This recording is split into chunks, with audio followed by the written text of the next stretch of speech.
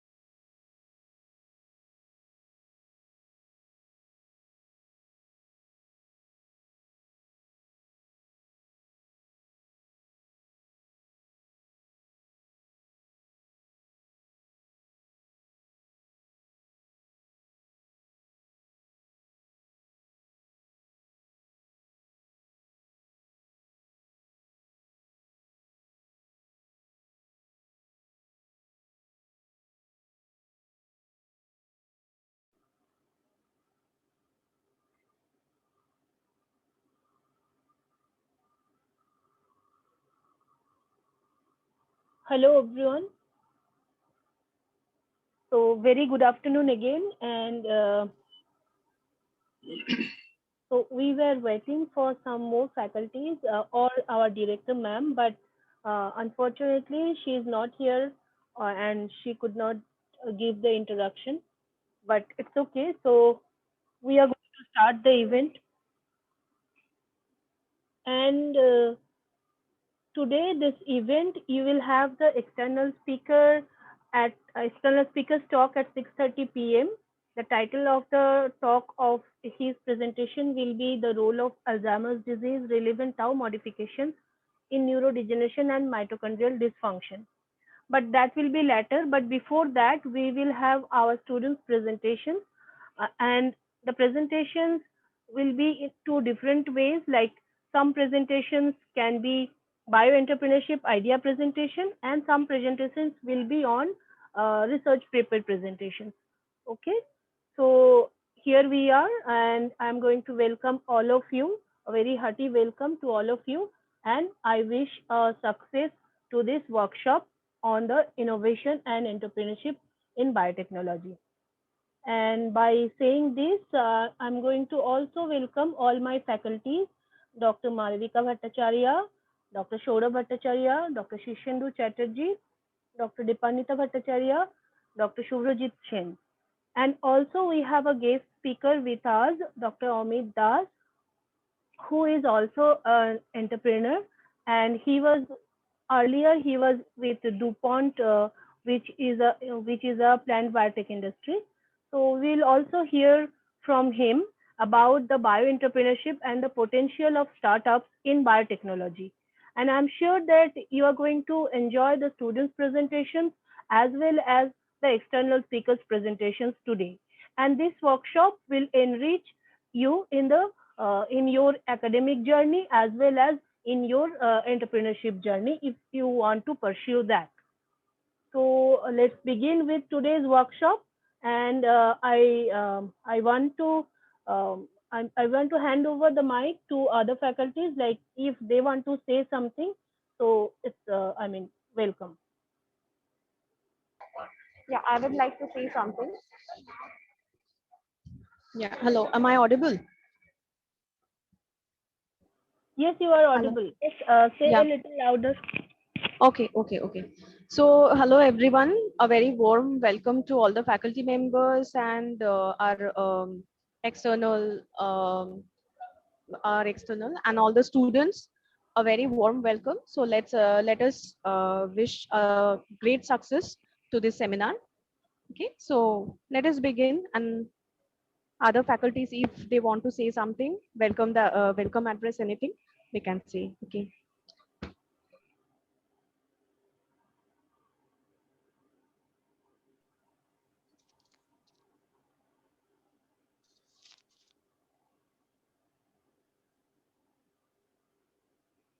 Hello, good afternoon.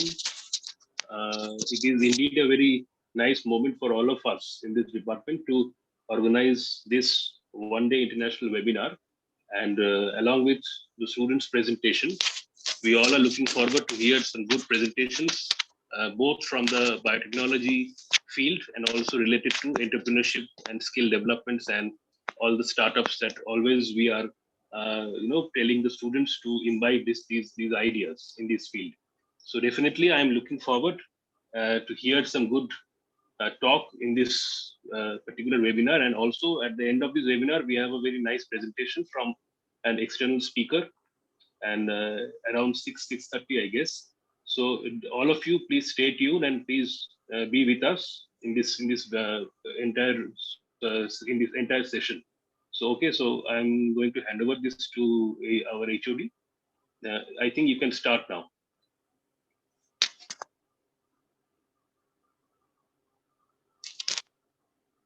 Okay, thank you, Dr. Shourabh Bhattacharya. And before that was Dr. Dipanita Bhattacharya.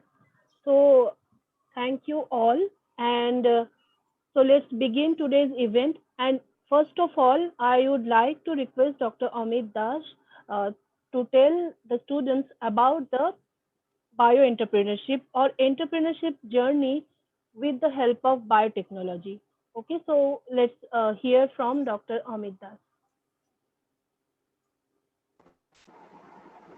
Yeah, good afternoon. Am I audible? Yes. Yes, sir, you are audible. Yes. Yeah. So first of all, thank you, Techno India University, for giving me this opportunity. Thank you, Dr. Sravani Karmakar, HOD Biotechnology, and other esteemed faculty members. And I also thank the attendees who are, I suppose, the students of the university. So it was basically a very shocking when Dr. You can say a little bit Sravani louder. requested me my experience with the students in the. Okay, yeah. Just increasing the volume. Is it better now? Yes, yes. Okay, thank you. And, so I can remember my first interactions with the Techno University in the 2018 when I gave a presentation at the campus on some cutting edge biotechnology research that is on genome editing technology by CRISPR. And the students, you all know that CRISPR-Cas was the subject for which the Nobel in 2020 was given in the field of chemistry. So I am an expert on the genome editing technology in plant background, that means the plant biotechnology, and I have worked almost 10 years in a leading MNC, and basically we are focusing on the agri sector. But at the end of 2018 and early 2019, I decided to quit my corporate job and set up my own company. And it was set up in Calcutta, India Private Limited. We are focusing on different aspects. Slides. Can I share?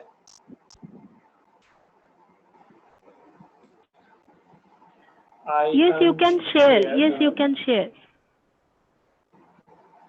Okay, I will stop So the like sharing. very Yes. quickly. Okay, let's see.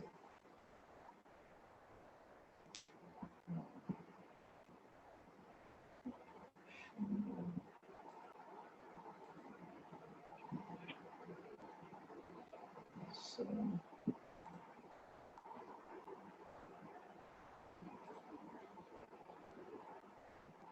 is it visible now, my slide? Slides are not visible, but your screen is visible. So I think. Okay.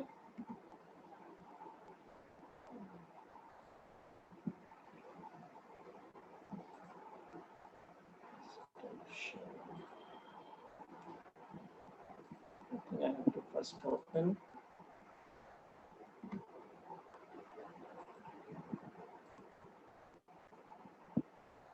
Otherwise, I can share your PPT, which you have emailed. Yeah. Yes. Then it would be good.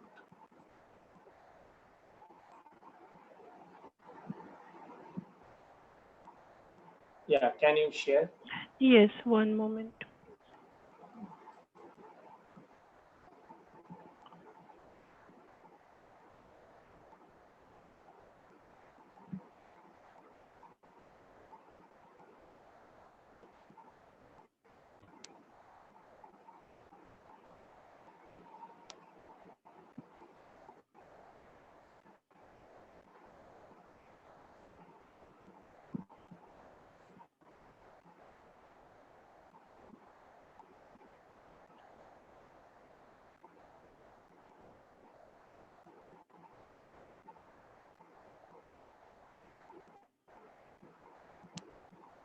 Just a moment.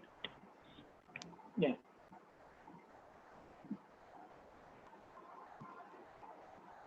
Is it visible? Yeah. Yes, it is. Can you go to the? Yes. Can you go to the full screen? Yeah. Yes. Okay. Yes. So yes, stay in this second slide. So basically, I want to give a brief overview to the students about the entrepreneurship.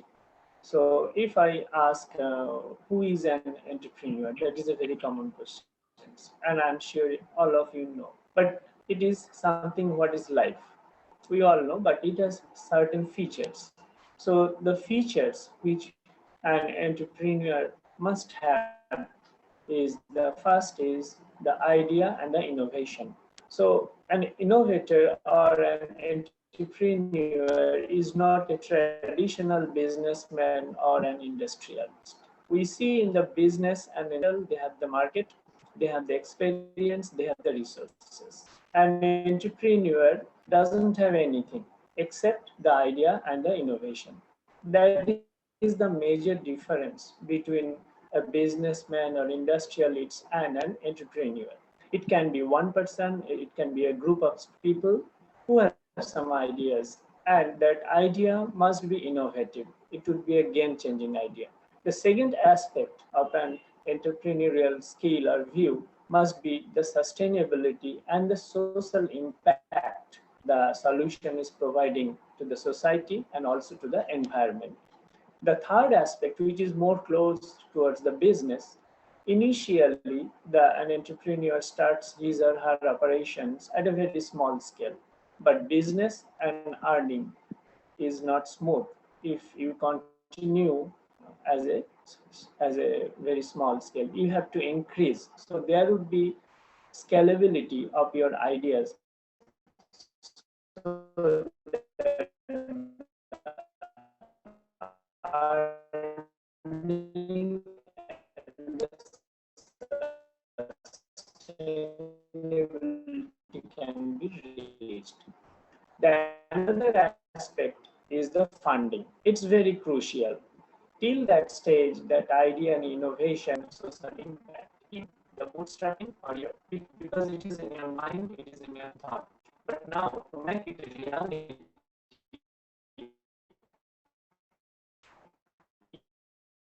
you must have funding because you can't fund your own thing with lakhs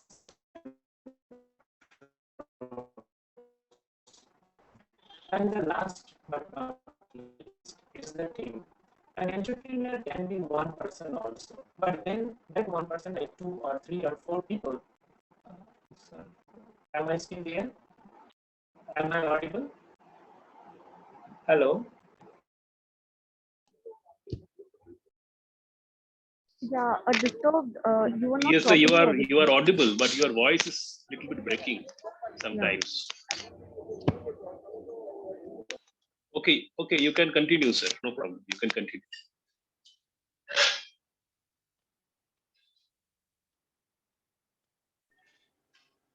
Hello.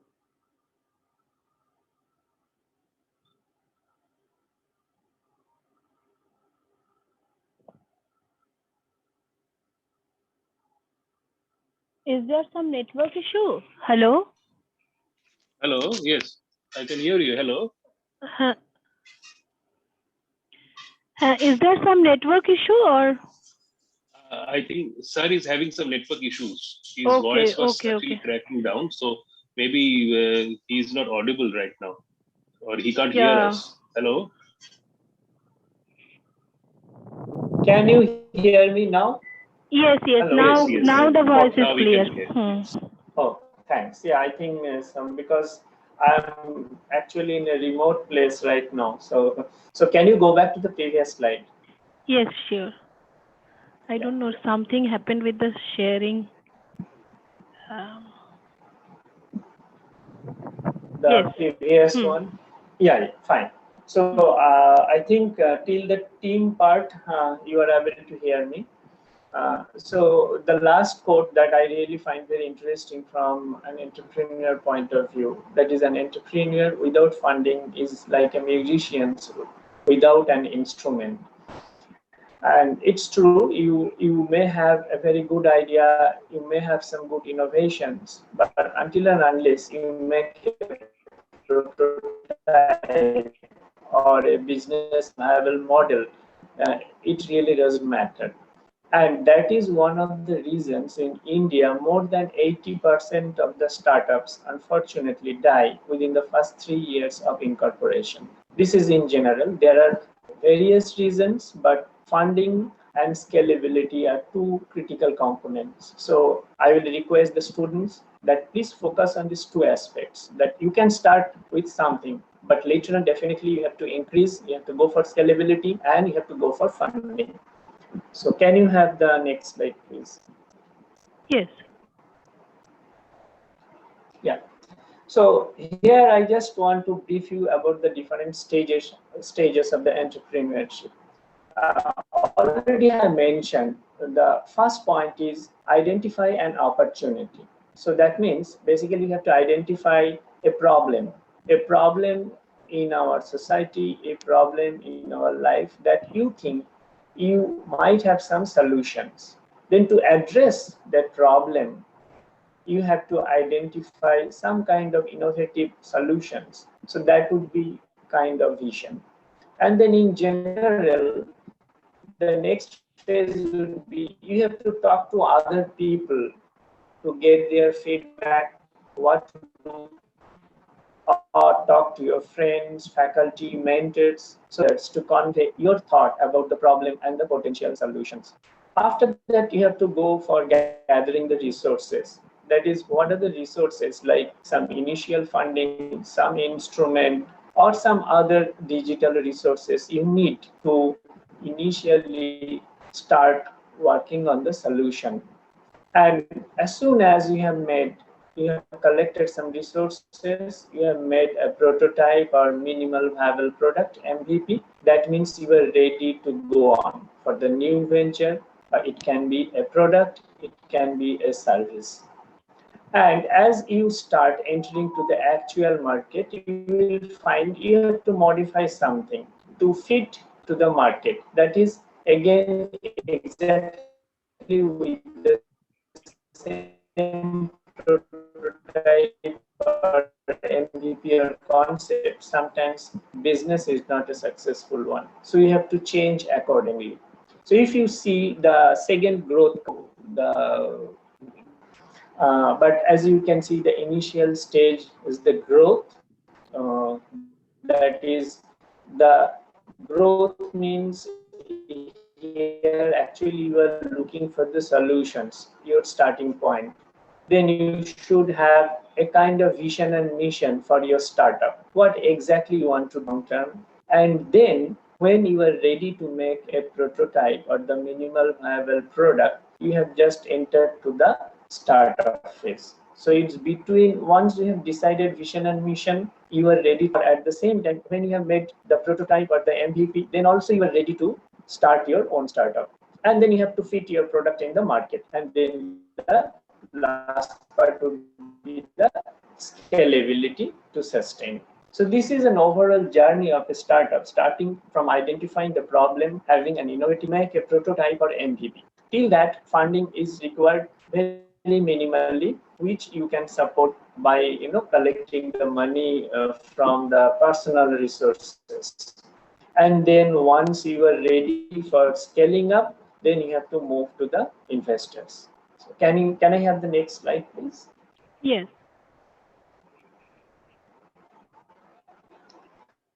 Yeah, so this slide is very important because nowadays it's a startup boom, and we talk about a lot of startups in India startup program. So why everyone should consider the startup? Like 20 years before, it was not so in wide scale. Startup was relatively a new term, restricted only a few, urban and very high academic institutes like IITs and others. So in the job market, the students, there is very high competition, and also there is very limited doing great in your academics. Now, when you pass out and you find a lot of difficulties, like where to join, how to prepare for that, and also you will find not all the people are getting the opportunity to join to the services, whether that is government, semi-government, or in the private sectors. So that is one point, and this is these kind of situations definitely will grow in near future, because the job is not being created to that extent where the more students or more man process, they are producing more. So definitely there is a big gap. In the last 10 to 15 years, we have seen tremendous development for the demand of the society in all aspects. Like in the last year during the pandemic situation, see that almost every household did some ordering online, whether that is food, that is medicine, or that is any other thing. So it is now expanding, and it is not restricted to only food, medicine, or education. Virtually for everything, we are moving towards the digital phase, and also there is a versatility of the requirement of the households, whether that is urban household or even rural household. The third point is the rapid development in science and technology. So every year, every month, we have seen the tremendous development and innovations in various aspects of science and technology. This gives a very unique opportunity to deploy that innovations and that new knowledge into our daily life and into entrepreneurship development. And nowadays, government is supporting a lot through different supportive programs. Like there are different government incubators, India portal by central government. You will find a lot of supporting infrastructures. So everything can be done. The another component is that the private investment. So in India, in the last 10 to 15 years, there are a lot of networks of angel investors, VCs, and other financial sectors who are really keen to invest in the startups. So I also participated in some fundraisings, and we have seen a huge more detail about the angel investors and the VCs, how much money usually they give and what are their process to see. So it's a totally different ball game, and definitely you must study more about them. This is just as a point I'm giving. The last part, because in today's program it is more focusing on the biology or biotechnology, I will say there are certain areas where in my experience I have seen there are tremendous scopes in terms of applications and funding. That is artificial intelligence and Internet of Things based digital platform, health farming, digital marketing, and database analysis. These are just a few. You will find there are other broad areas also. And if you just do a search, top 10 or top 20 biotech or agriculture startups, you will find a lot, especially in the healthcare sectors. And the precision labs are now coming, and along with that digital marketing is coming as a key component. So you can form a startup in any of these, and if you don't have the competency or only a part of the competency, you can tie up with your friends who have the desired competencies. Like say one person can be a technology person, another person can be an MBA person. So like that you can continue. So can I have the next slide, please? Yes. Yeah. So this is the last slide. So what you should I can't see the slide. I'm sorry, something happened. Uh, yeah, it was coming. Yeah, you can. Yeah, you can see. So what are the takeaways that you want to do? So first, as already I mentioned, you identify a problem and you can innovate an idea. Alternately, you might have some innovative idea. Then you have to find out which problem it can solve. This is the first thing. You don't require any funding. It is just your thought process. Now, and after that thought process, you try to make a prototype or a minimal viable product. Basically, that is the beginning of the startup. And then there are a lot of incubation to any incubation center. For example, my startup is right now incubating in IIT Kharagpur under a program sponsored by Government of India. So like that, a lot of different incubation centers are there across India. Sometimes it is subject specific, sometimes it is very generic. So with just a regular net-based search, you can identify those centers and how to apply for those. Another crucial part is identify a mentor. So it can be a single mentor or multiple mentors, because that is crucial. A mentor will give you how to go ahead with your startup or even with your thought. So he or she can be from academics, he or she can be from industry, it can be anybody, it can, or that person can be from your family members, can be your seniors, anybody. But having a mentor at the early phase is really crucial. Sometimes it becomes a determining factor. Another part is that the moment you have a prototype or minimal viable product, or even at the ideation stage, you must do two kind of analysis for your understanding about the startup. So we call it SWOT analysis, that is the strength, weakness, opportunity, and threat. The template you will find in the internet. You just do a Google search, you will find it. So there are internal and external part of that SWOT analysis. Basically, that will give you what is the strength of your ideas, or what are the weakness, where is the opportunity, and how, what is the threat, like the competitors or other issues. And also you have to make a business canvas model. Sometimes a version is called lean canvas model. So that will give you your idea versus the business concept. Those templates are also available, but if you it's just like a spreadsheet, so you can do it, and then you yourself will find a lot of clarity of your vision. And as I mentioned, a team is a must. Very recently in India, OPC concept came, that means one person company.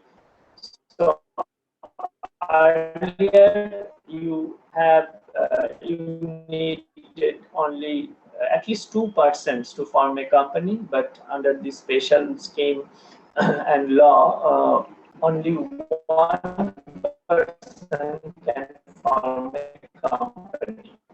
But that is in extreme case. Ideally, you should have at least two or three in your team who are the co-founders,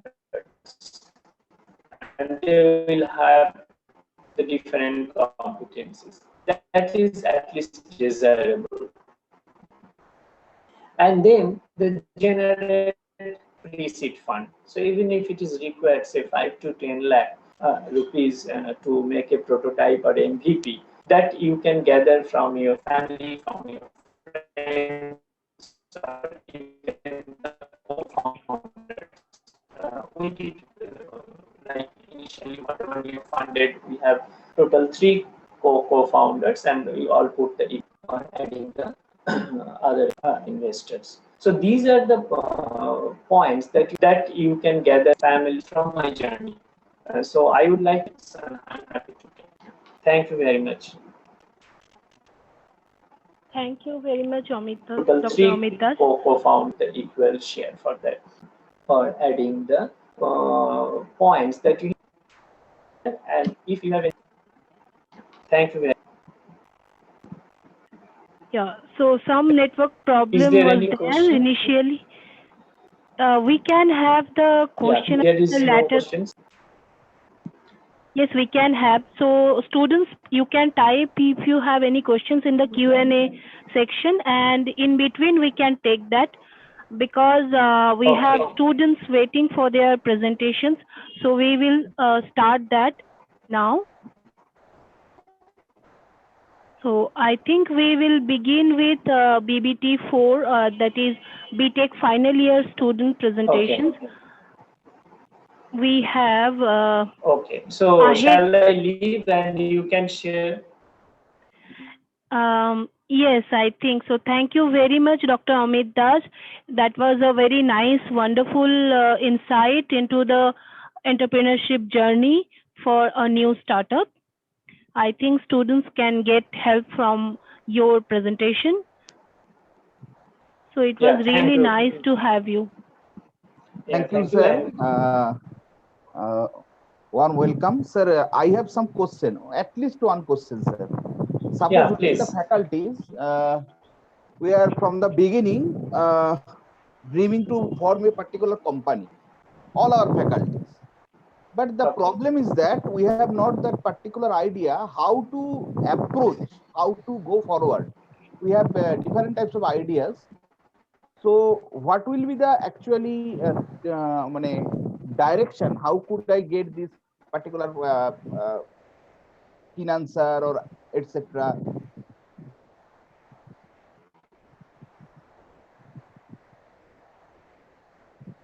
Sir? Oh, okay. So basic question is that you have some ideas already, right? Yeah, you have already some ideas, right? Yes, yes, sir. Can you hear me? Suppose, sir, we like to start a biotech Okay. finishing school So for the if I am student. audible, then mhm. Okay. So you have to first chalk out what are the solutions you have, and then what would be the vision and mission of the startup. So basically, the startup charter. So once you make it, then you have to decide the name of the company and the logo of the company. And then you have to approach to any chartered accountant. He actually does the entire legal part, which will cost around 35 to 40,000 rupees for the registrations. So once it is done, then you are ready to go. Is it clear at the beginning? This is clear, sir. Okay, fine. So for any further requirement, if you are really thinking, we can talk later on. I have my contact details with HOD. So I'll be happy to help you for this. Okay, sir. Yeah, Okay. because I think some connectivity issues I'm getting here. Okay. Thank you, sir. Okay. Thank you for your presentation. Welcome. Thank you very much. So I'm leaving right now, and if there are any specific questions, I request HOD to share with me through my email ID so that I can respond accordingly. Thank you. Yes, I will do that. Thank you very much, Dr. Das. Yeah, thanks. Thank you, Dr. Dash. Thank you.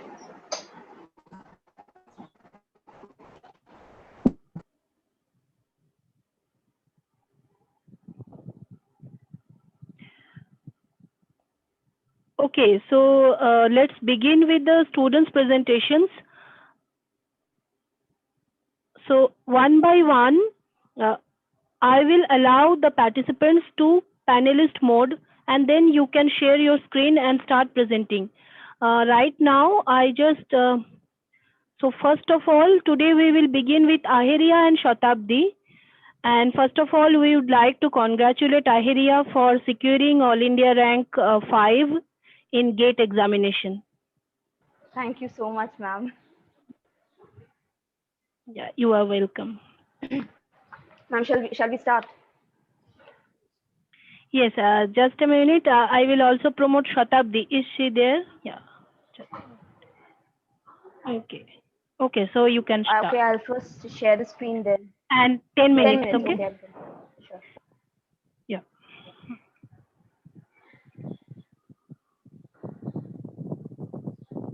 Is the screen visible? Yes. Yes. Okay, so very good evening to my respected professors and all the dear batchmates and all my juniors and seniors of Technology University, Department of Biotechnology.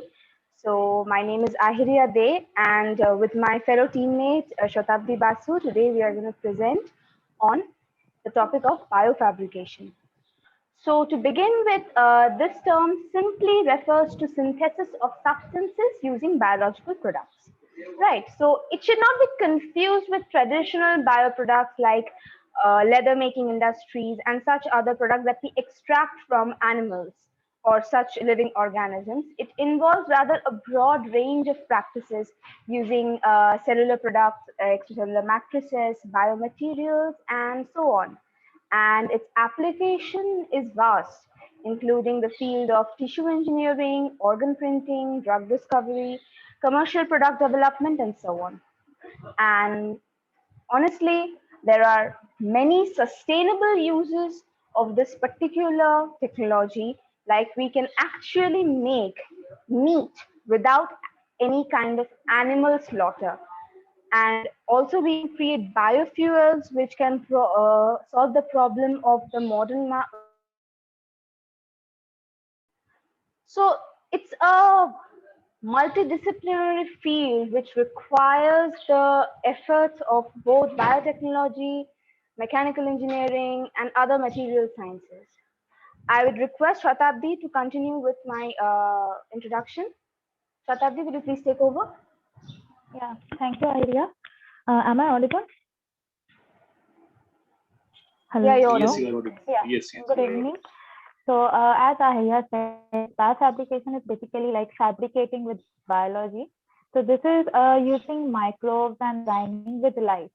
So, we have a whole new possibility of how we can design and make things like processing plants, animals, or oil to make consumer materials. And like we can also grow materials directly with living things rather than from living organisms. So this has become the fourth industrial revolution recently because here we are having new factories as a living cells. So the latest design tools of biotech, as we know, bacteria, algae, fungi, yeast, and the new factories that we are using. So as we know, it is a vast area of technology. So solid scaffold-based biofabrication has been the most popular approach till now.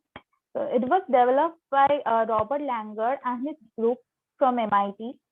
So he basically developed the first generation tissue engineering production, and which included all the embedding and the molding technologies with the mixing of collagen, hydrogel, and living cells. So the other popular tissue engineering also includes that biofabrication is like with the formation of these three things: cell and development biology, material science, and mechanical engineering.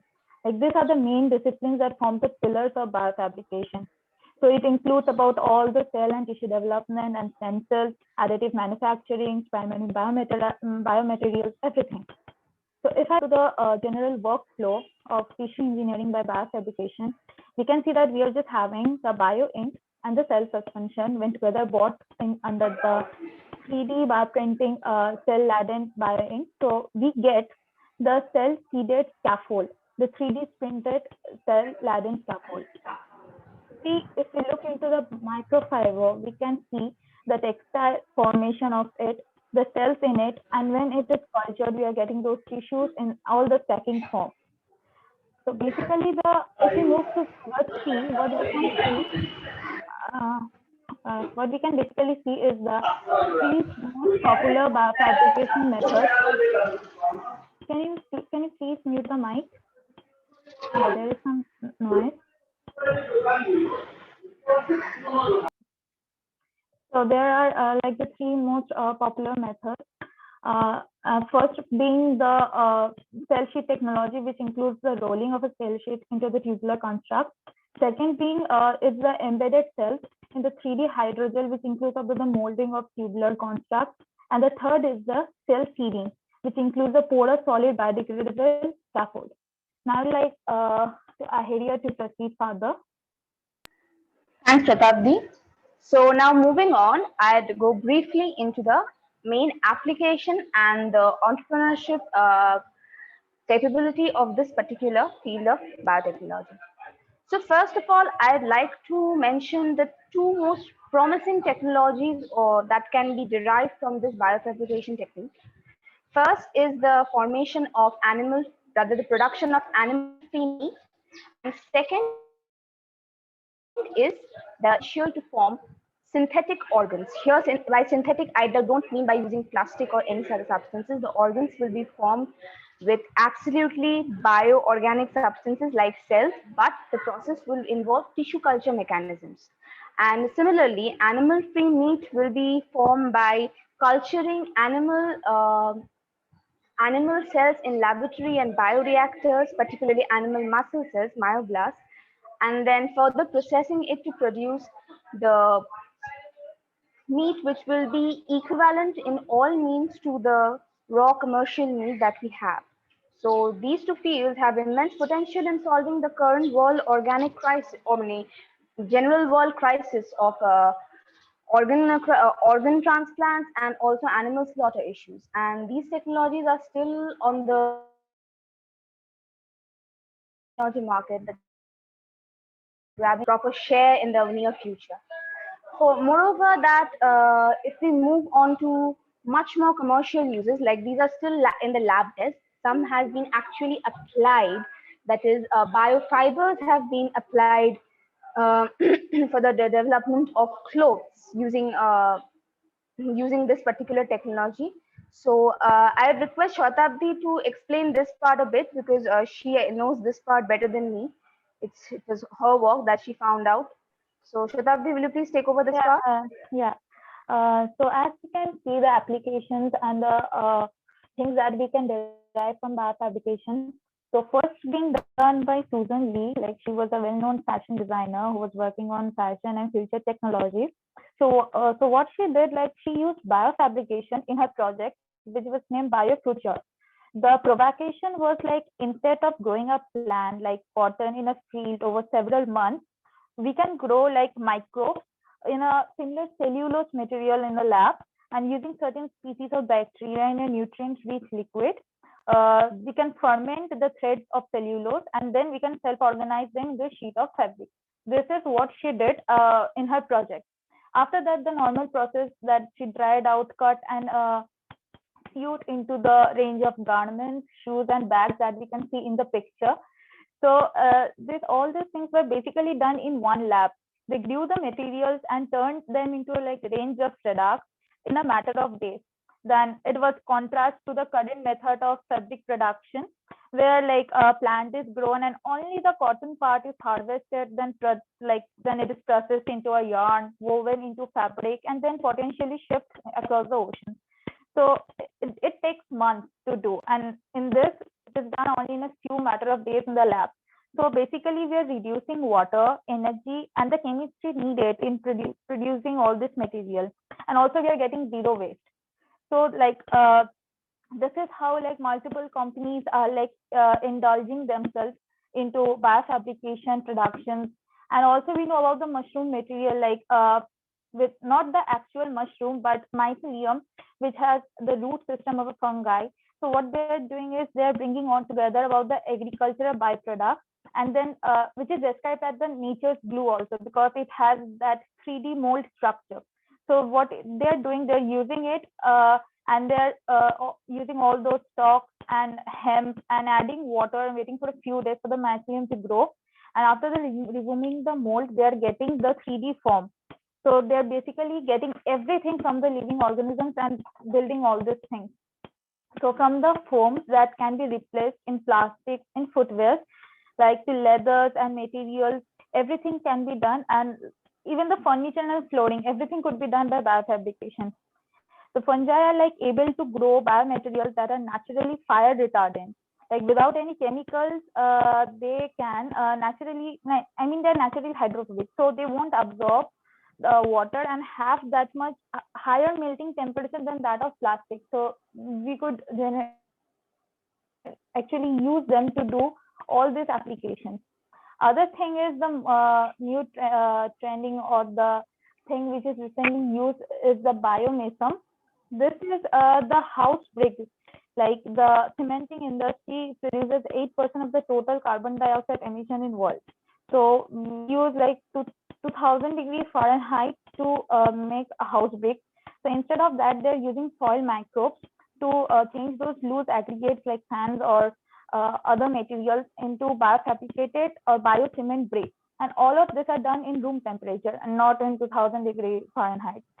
Another method is the hydroponics. We can see, yeah. Please conclude quickly, okay? Okay. So another thing is the hydroponics that we can see. It is the irrigation system that we are using in nutrient-rich water. The trace of bricks are used with bacteria and other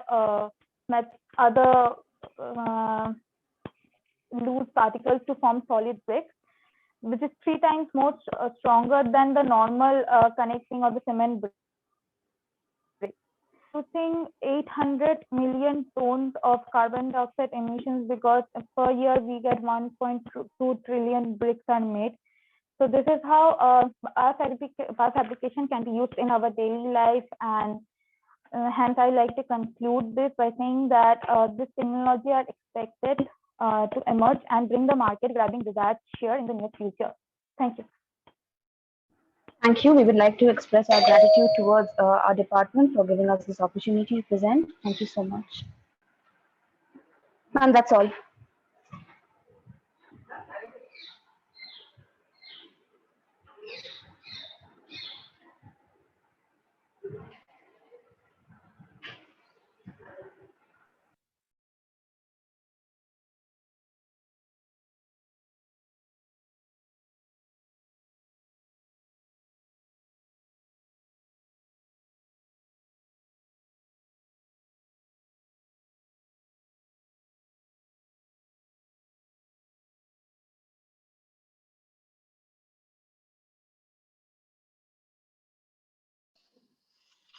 Hello.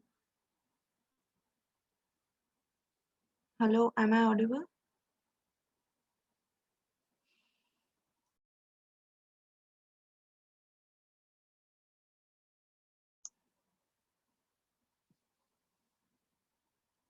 Hello. Hello? Hello, am I audible? I'm sorry. Yes, you are audible. So you and Ivy in a group, right? And anyone else is there? Yes, ma'am. Shulagna Mandal. Okay.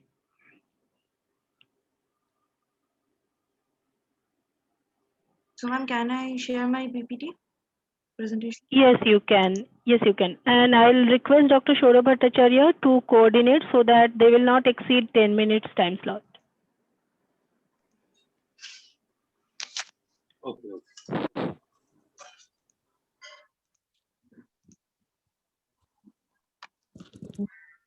Good evening. Am I audible, sir? Yes, you are audible. Good evening, my respected faculty member and my dear friends and fellow mates. So today I am going to present my presentation on congenital hyperinsulinism disorder with my fellow mates Ivy Bhattacharya and Shulagna Mandal.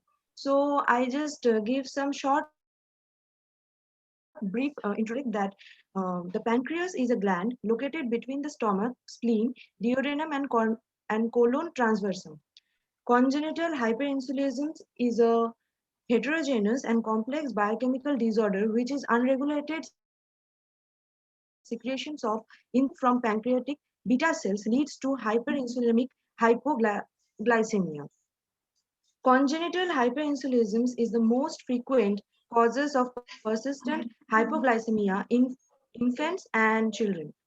So the first group consists of the defect in the pancreatic KATP channel genes that are ABCC8 and KCNJ11. The second defect is enzymatic that are GDH, GCK, and HADH. And third category of defect is transcription factors, for example, HNF1 alpha and HNF4 alpha, leading to changing in the nutrition flux in the metabolic pathway, which converge on insulin secretion. Now I requested Ivy to continue the presentation. Ivy? Thank you, Opala. Good evening, sir, ma'am, and my dear fellow mates. Congenital hyperinsulinism is a genetic disorder in which the insulin cells of pancreas secretes too much insulin. Now, coming to the diagram 1, we have seen that channel and transporter proteins are involved in the process of insulin secretion from pancreatic beta cells, which includes adenosine triphosphate, adenosine diphosphate, calcium ions, cyclic adenosine monophosphate, glucose 6 phosphate, uh, glucose transporter 2, glucagon like peptide 1, invert rectifier potassium channel 6.2, monocarboxylate transporter, tricarboxylic acid, pyruvate, and sulfonylurea receptor. Diagram 2 is basically the description of the genetic causes of congenital hyperinsulinism.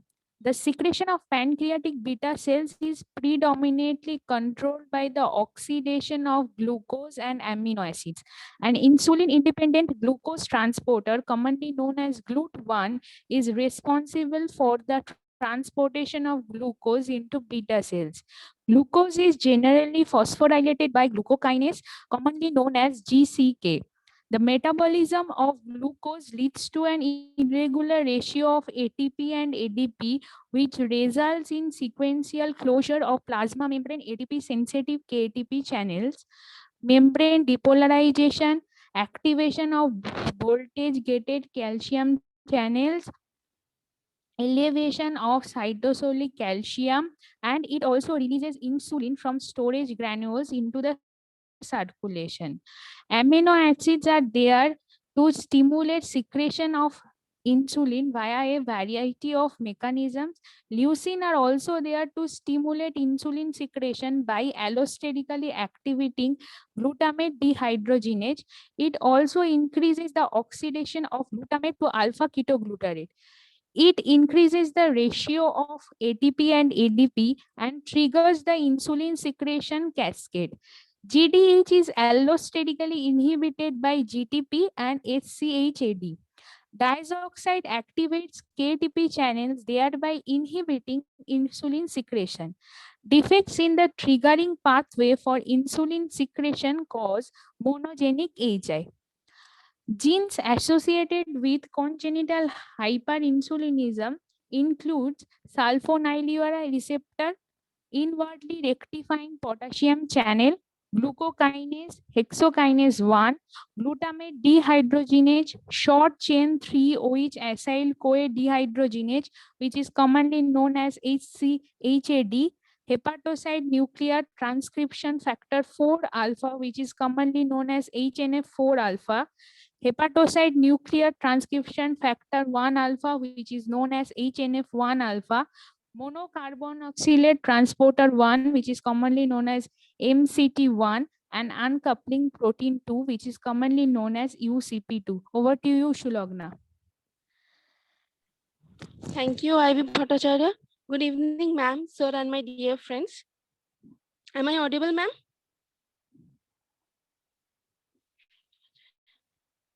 Yes, yes, you are audible. Yeah, Please you go are. on. Okay, sir. So continuing with the figure 3, the figure 3 represents the two-hit mechanism. The two-hit mechanism is also known as Kuznetsov hypothesis. In the figure, the paternal chromosome is represented in blue color and the maternal chromosome is depicted in orange color. The paternally inherited mutation in the ABCC8 or KCNG11 gene is present in all the cells.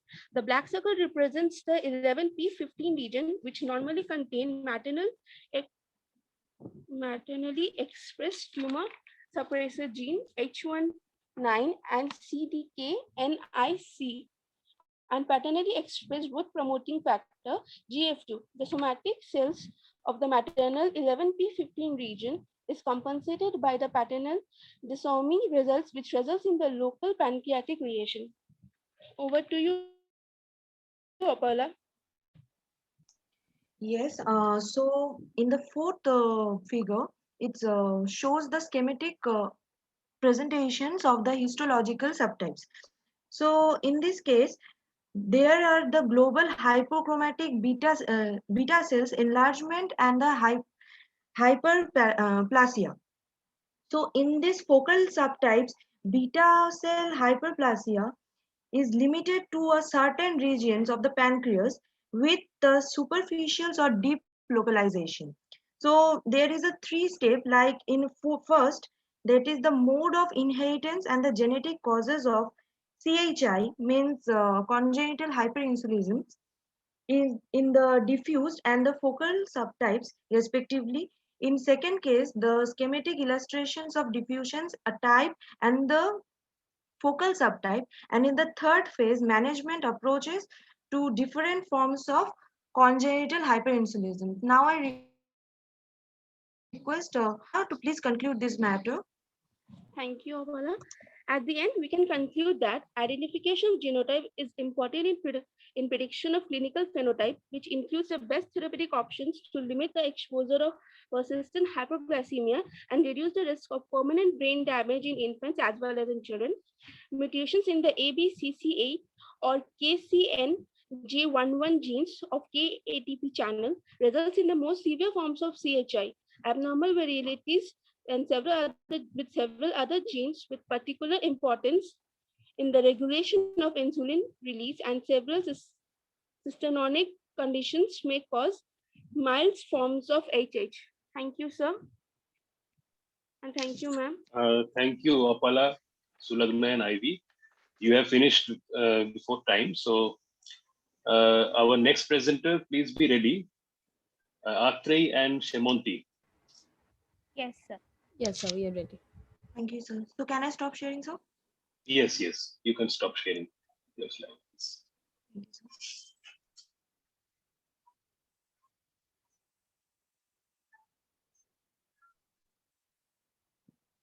So is my poster visible? Yes, your poster is visible, Atrey. Yes. Thank you. Good evening, everyone. Good evening, respected faculties, my fellow mates and juniors from Techno India University. Myself, Atrey Kaur from BBT4, along with my teammate Shemunti Ray, will be presenting today an e-poster which has been made based on the topic Next Generation Sequencing Technologies.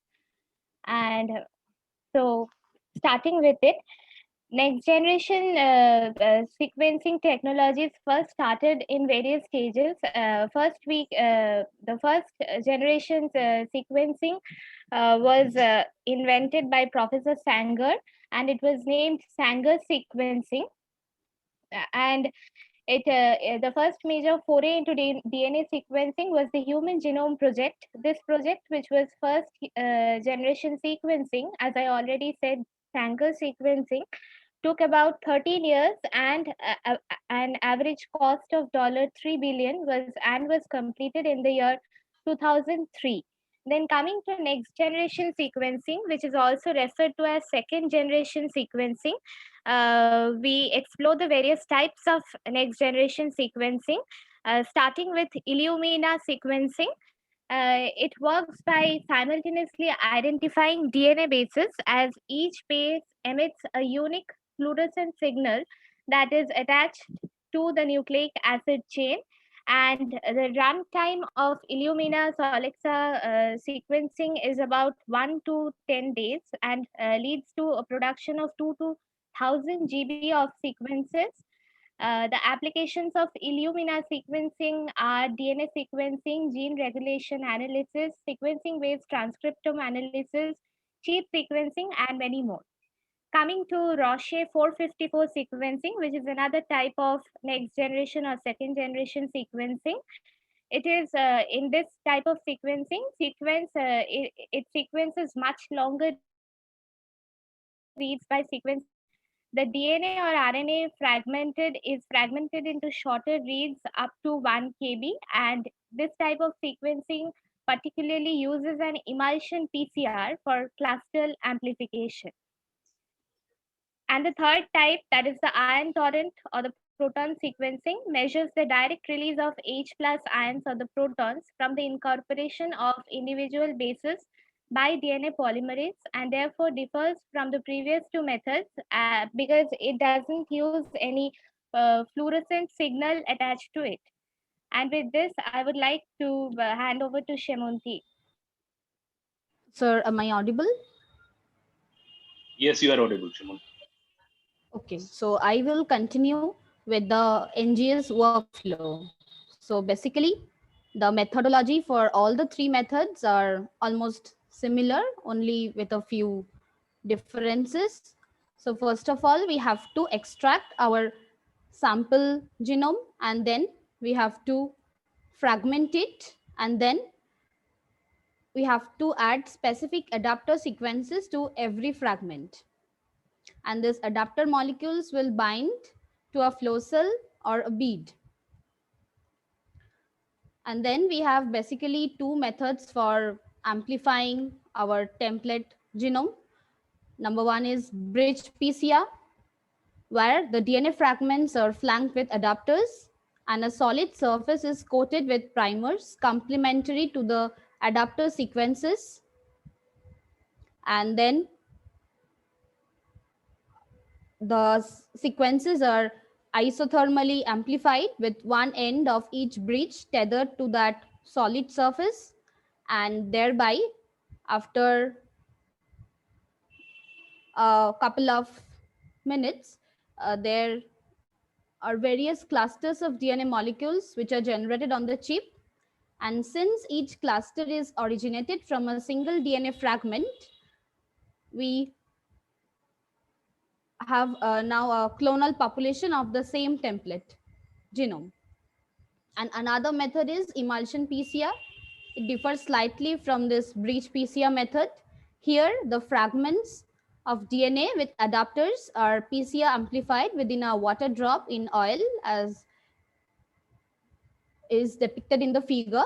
And one PCR primer is attached to the surface of a bead. DNA molecules are synthesized on the beads in the water droplet. Each bead bears clonal DNA originated from a single DNA fragment, and beads with attached DNA are then deposited into the wells of the sequencing chips, and hereby we have amplicons of our genome. Next comes the sequencing technologies, which differs mostly actually. So for Pyro Sequencing method, it is actually a non-electrophoretic bioluminescence method that measures the release of inorganic pyrophosphate by proportionally converting it into visible light using a series of enzymatic reaction, and mostly the luciferase enzyme is used here to convert the substrate luciferin to light and ATP, and the nucleotide incorporation generates light, which is seen as a peak. Then coming to the ion torrent method, here it do not make use of optical signals, but it exploits the fact that addition of a DNTP to a DNA polymerase releases an H+, and the pH change, if any, is used to determine how many base are added with each cycle. And for the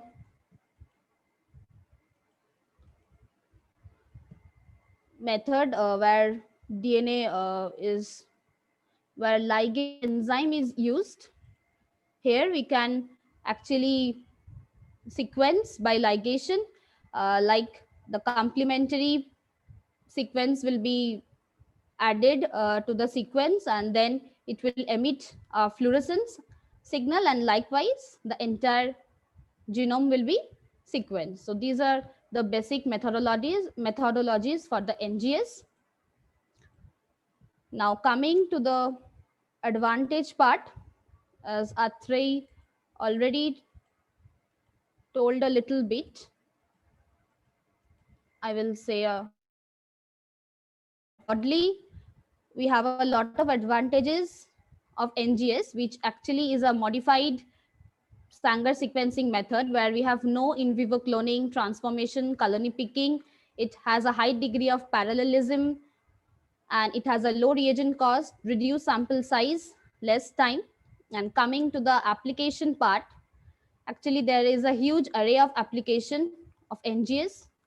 Again, broadly speaking, It has application in mutation discovery, transcriptome analysis, RNA sequencing, enabling metagenomics, defining DNA protein interaction, chip sequencing, discovering non-coding RNAs like microRNAs, molecular diagnostic tool for oncology and inherited disease study, precision medicine, gene regulation analysis, exploring chromatin packaging.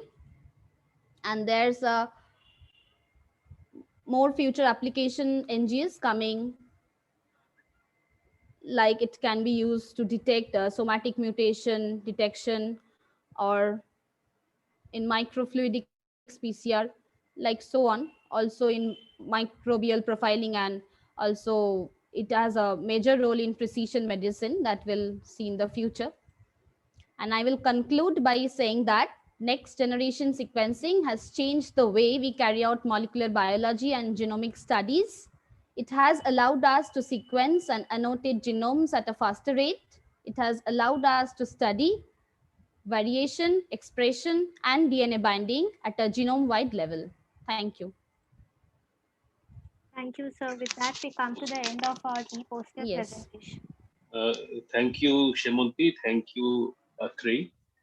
Already you are just on time. You have finished on time. So thank you, both of you. And our next presenter is Orko from BBT4. So, HOD ma'am, Shravani, please put Orko in the Yes, panelist list, okay, so that he I can share already his put- presentation. Okay.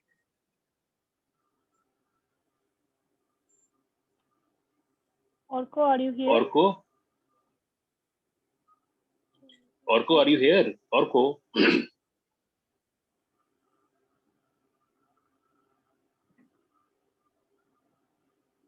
Yes, Orko is joined just now.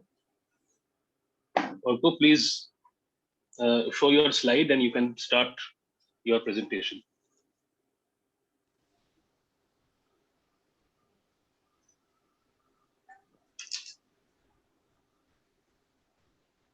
We can move to the next presenter, right? If Orko is not or okay.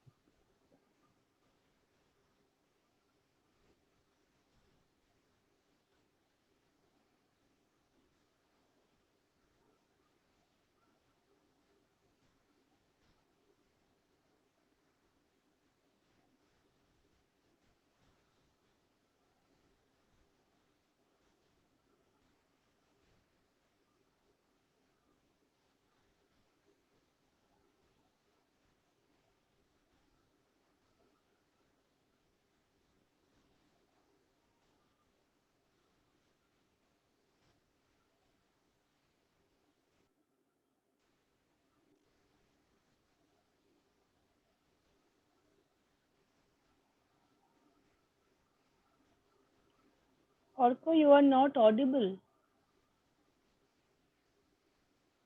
Orko, are you there?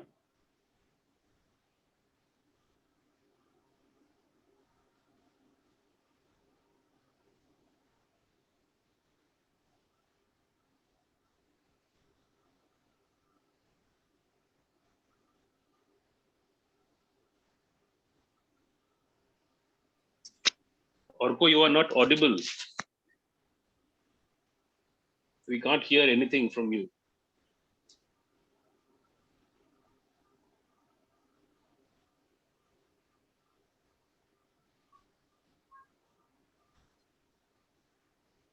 Okay, let's give him some time to fix and we can move to the other participants. So the next participant is Debroop and Srijita. Debroop.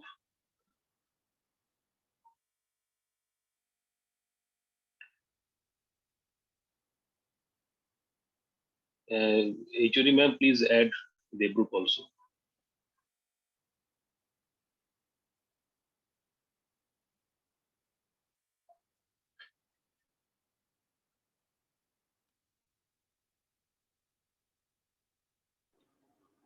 Okay, I have promoted them to panelists.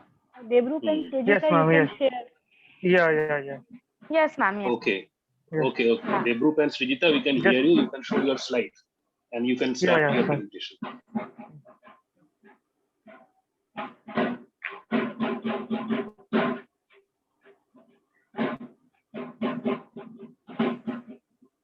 I hope the slide is visible. Yes, it is visible. Yes. Yeah. So a very warm and good evening to my respected faculty members. HOD guiding us this platform and organizing this wonderful talk show series here. So, and also a warm welcome to my friends and my seniors and my juniors. So, without any ado, I will just start our presentation. So, our presentation topic is the nano robot mediated drug delivery system, which we'll be discussing now. So first we would come to the introductory part where we should know about what is drug delivery. So drug delivery is nothing new as since we know for thousands of years we have been using drugs to cure our ailments and illness. So drug delivery actually refers to any approach, formulations or techniques or systems for transporting a pharmaceutical compound or any organic compound of pharmaceutical use into the human body or any organ body of any living organism under consideration for some time-based purpose where we can also use nanoparticle as formulations as needed to safely achieve its desired therapeutic effect. So further coming to the main motto of our topic, that is nanorobots. So what are nanorobots? Now nanorobots are the advancement of nanotechnological products where nanorobots are small robots which can carry out very specific functions at a range of 50 to 100 nanometer wide range where they can be used very effectively for drug delivery. So since we know that normal drugs work through the entire body before coming or before reaching the disease affected area or providing their effect, but these nanorobots have shown effective way of quickly delivering the medications and working very rapidly. So as we know that this nanotechnology or subject nanotechnology, whose founder was Richard Feynman, the famous physicist, who said that there's plenty of room at the bottom. His famous lines, which were incorporated in his essay. So this line was actually seriously taken by his graduate student or collaborator, who was Albert Higgs, who is one of his eminent collaborator and right hand, as we can say, who originally suggested him that his idea of nanotechnology can really be incorporated into micro machines. And he suggested that certain repair machines might be one day reduced to the size of point of nanometer, where we can use them as small surgeons, which Richard Feynman himself, as a man of his wit he was, he just said that we can then quote the line as he said that swallow the pill. So we can see from the slide that nanoparticles can be used in targeted drug delivery at the site of the disease to improve the uptake of poorly soluble drugs, which also we have seen in liposome mediated drug delivery, as we all know. So here we can have a schematic comparison of untargeted and some drugs like doxorubicin 5-fluorouracil and dexamethasone have been successfully formulated using nanomaterials. Also, we can see that polylactic or glycolic acid, which we know as PLG or polylactic acid based nanoparticles, have been formulated to encapsulate dexamethanose or glucocorticoid with a specific intracellular site of action. Hence, telling all this, we can see that the nanorobots have some components like mechanical arm, a rotor, sensor, micro cameras, payloads, and capacitors. Here it's a very simple structure, as we can see, but in reality it's a very complex procedure, as we have to take into consideration many interdisciplinary subjects and streams, and we have to work with other scientists as well to incorporate all these things into electrical chipset and form this nanorobot, which can fully work in a functional way. So I would next like to hand over it to Srijita, who will continue with the drug delivery system in nanorobots and the applications. So moving on to Srijita. Thank you so much, Vibhu. Am I audible, sir? Yes, Hello. yes, you are audible. Yeah. You can As continue. Debra said, nowadays nanobots have great potential within the pharmaceutical industry to optimize drug delivery. It has some advantages. We know that rapid elimination of disease and time, not the time consuming, uh, and it is also have some advantages. Called that is the major advantage of nanorobots that it's thought to be their durability. In theory, they can remain operational for years, decades, or centuries. And nanobots might also produce copies of themselves to replace warm-up units, a process for self-replication. And not the least, nanobots might function at the atomic and molecular level to build device machines or circuit known as molecular manufacturing.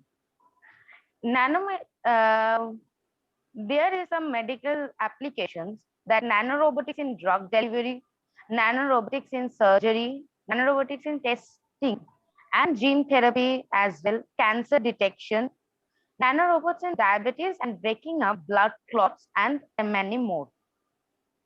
In the drug delivery, nanorobots can be useful tool in the drug delivery application.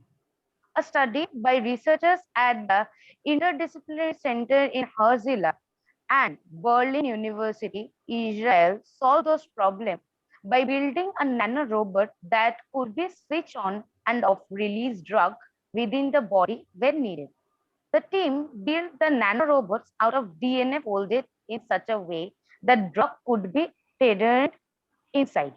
The nanorobot also has a get controlled by exposure to extramagnetic energy that opens closes to release and release the drug into the surrounding environment, in the case, the body of the West Indian leaf cockroach, and many more. Just like surgical nanorobots are introduced into the human body through vascular system, and well known about the cancer treatment. Nanorobots with embedded chemical biosensors are used to detecting the tumor cells in early stages of cancer development inside the patient body. Doctor offers the patient an injection of a nanorobot, seek out cancer cells and destroy them. But it has very and many more than just like diabetes monitoring and also infections, kidney stone, removal of kidney stone. It is also well known. Thank you. Conclude with the group. Yes, thank you, Srijita. So as I was saying that I would like to give a short note, or I would like to say something about the action, how it works.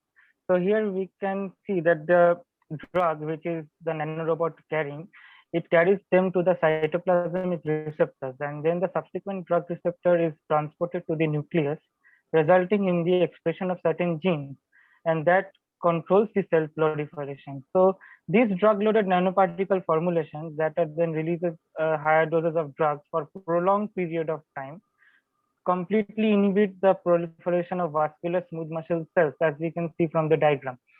So such methodologies have also been used in place of chemotherapy, as we have known some researchers at Harvard and MIT have already done this using RNA. So these nanotechnology, since it provides a wide range of new technologies for developing customized means to optimize this delivery of pharmaceutical drugs, but also we know that this chemotherapy and other radiation which are done in cancer treatments are very harmful and very painful to the patient as well.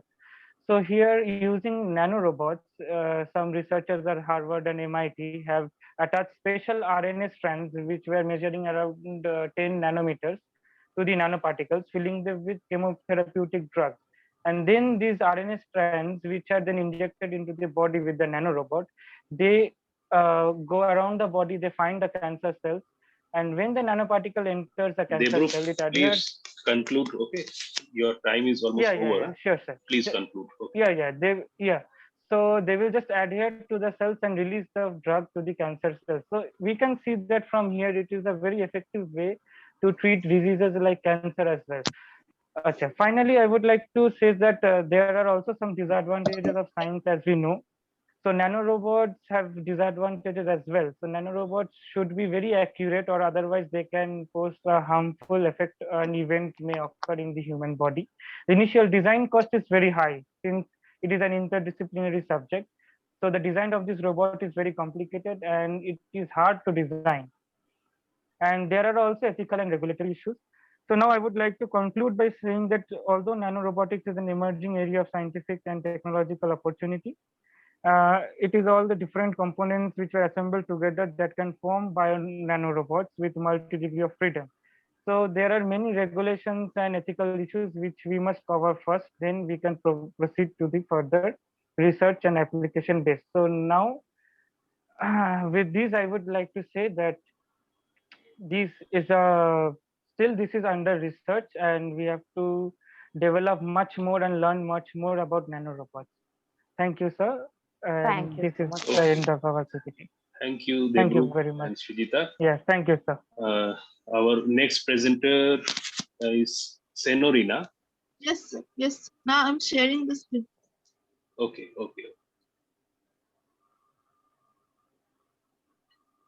Be particular with time, Senorina, because we have the external speaker already with us. And so very warm welcome, Dr. Sanjib Guha. So we will be starting your talk on time at 6:30 p.m. sharp. Okay, thank you, ma'am. Welcome.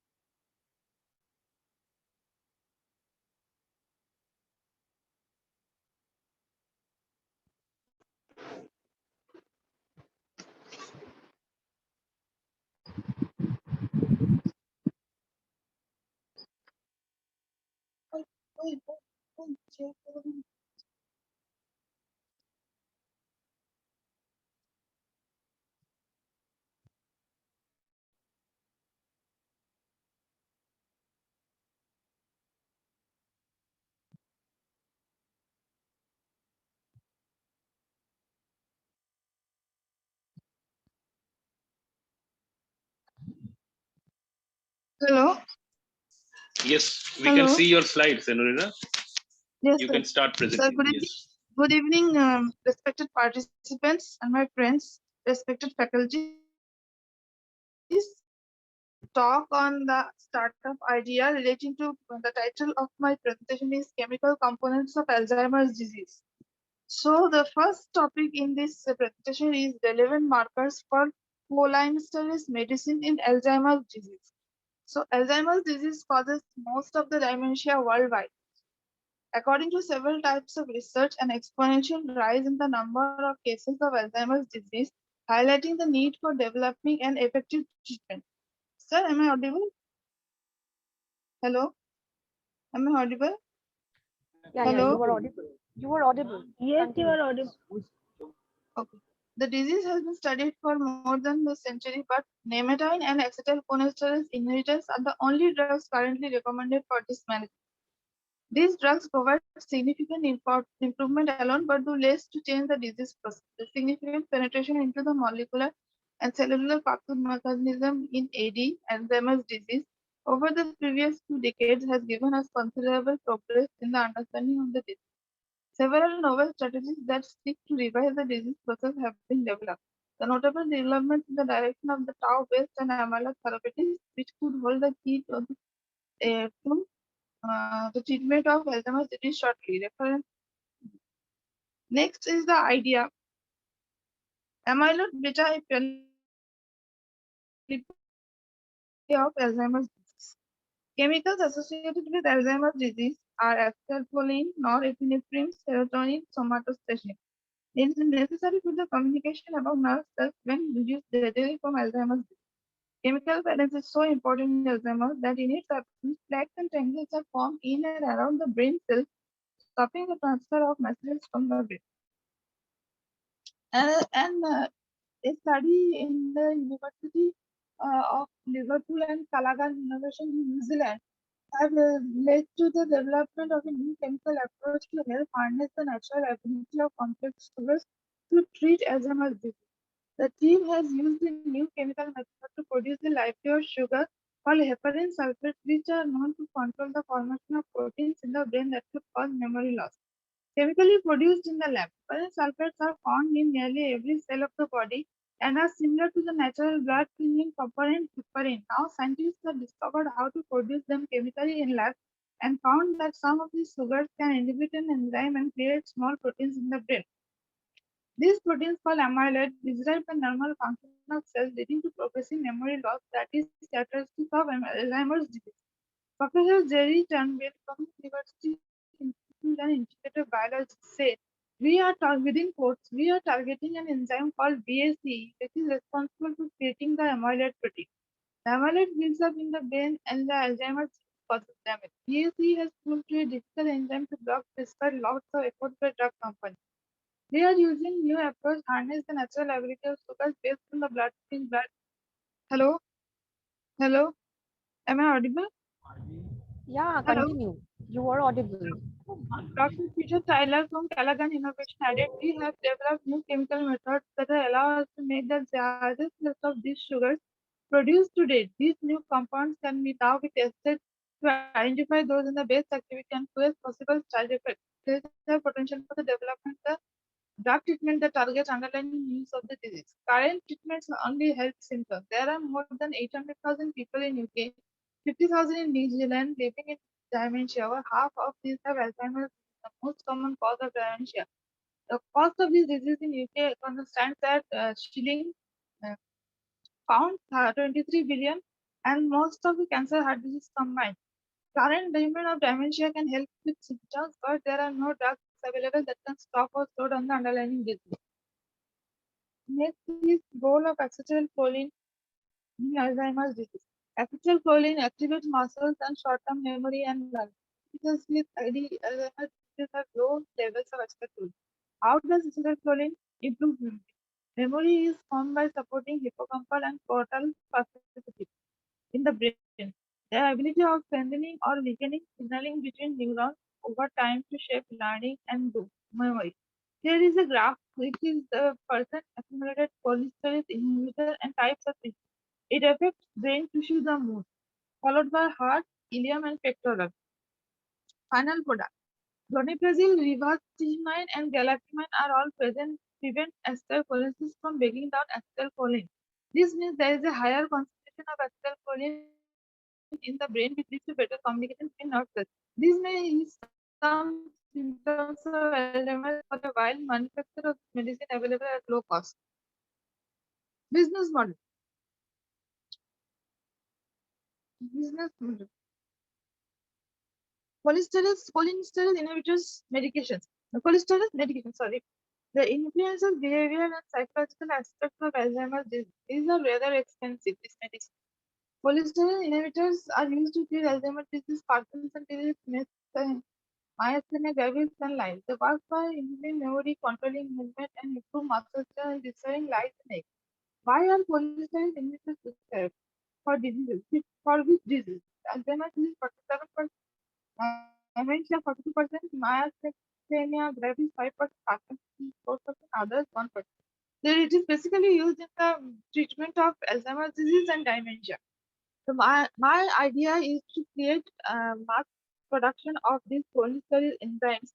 One enzyme one medicine,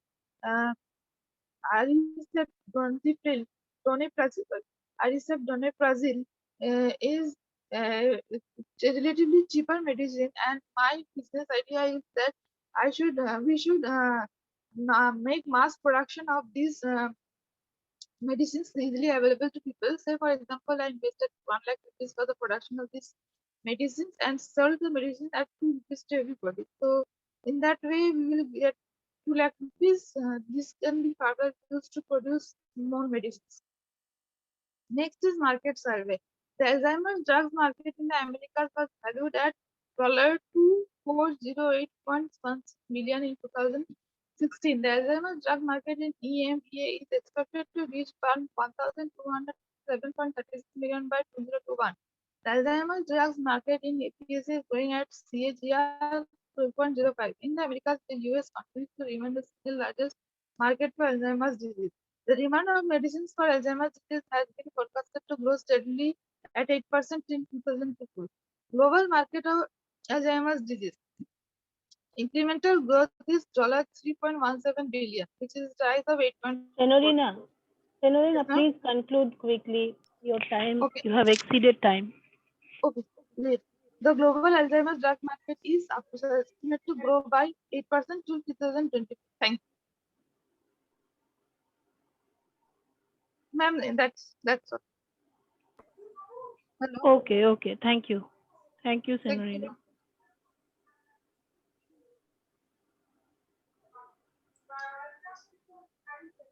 Next is Next presenter is Srijoni. Srijoni, are you there? Yes, sir. Okay, please start presenting your slides.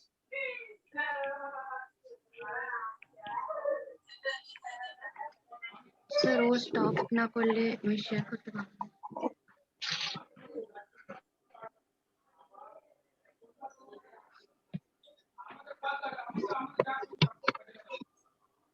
Senorina, please end your presentation. Pardon? Please Pardon? end your presentation. stop Okay. sharing. Stop sharing your presentation. I have. Okay. Srijoni, you can share your presentation now.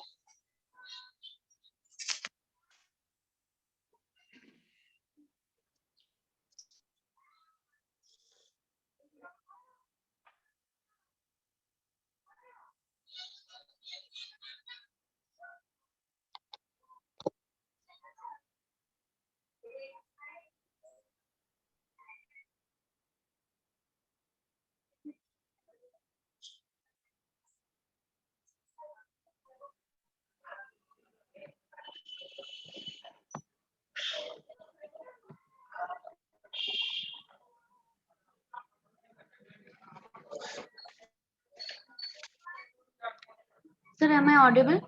Yes, you are audible. We can see your presentation. You can start.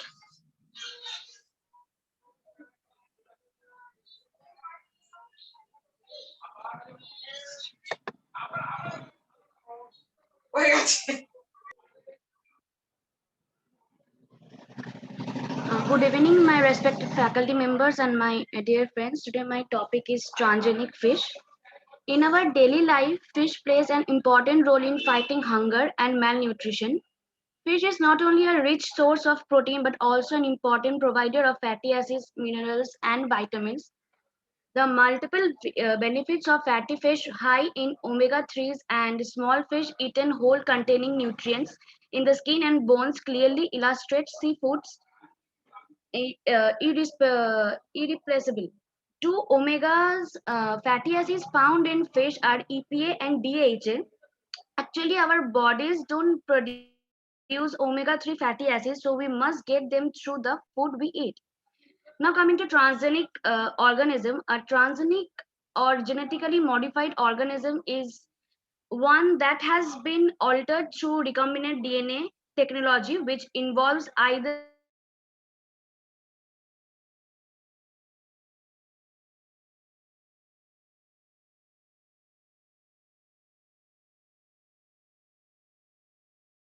of a cell to one organism to another.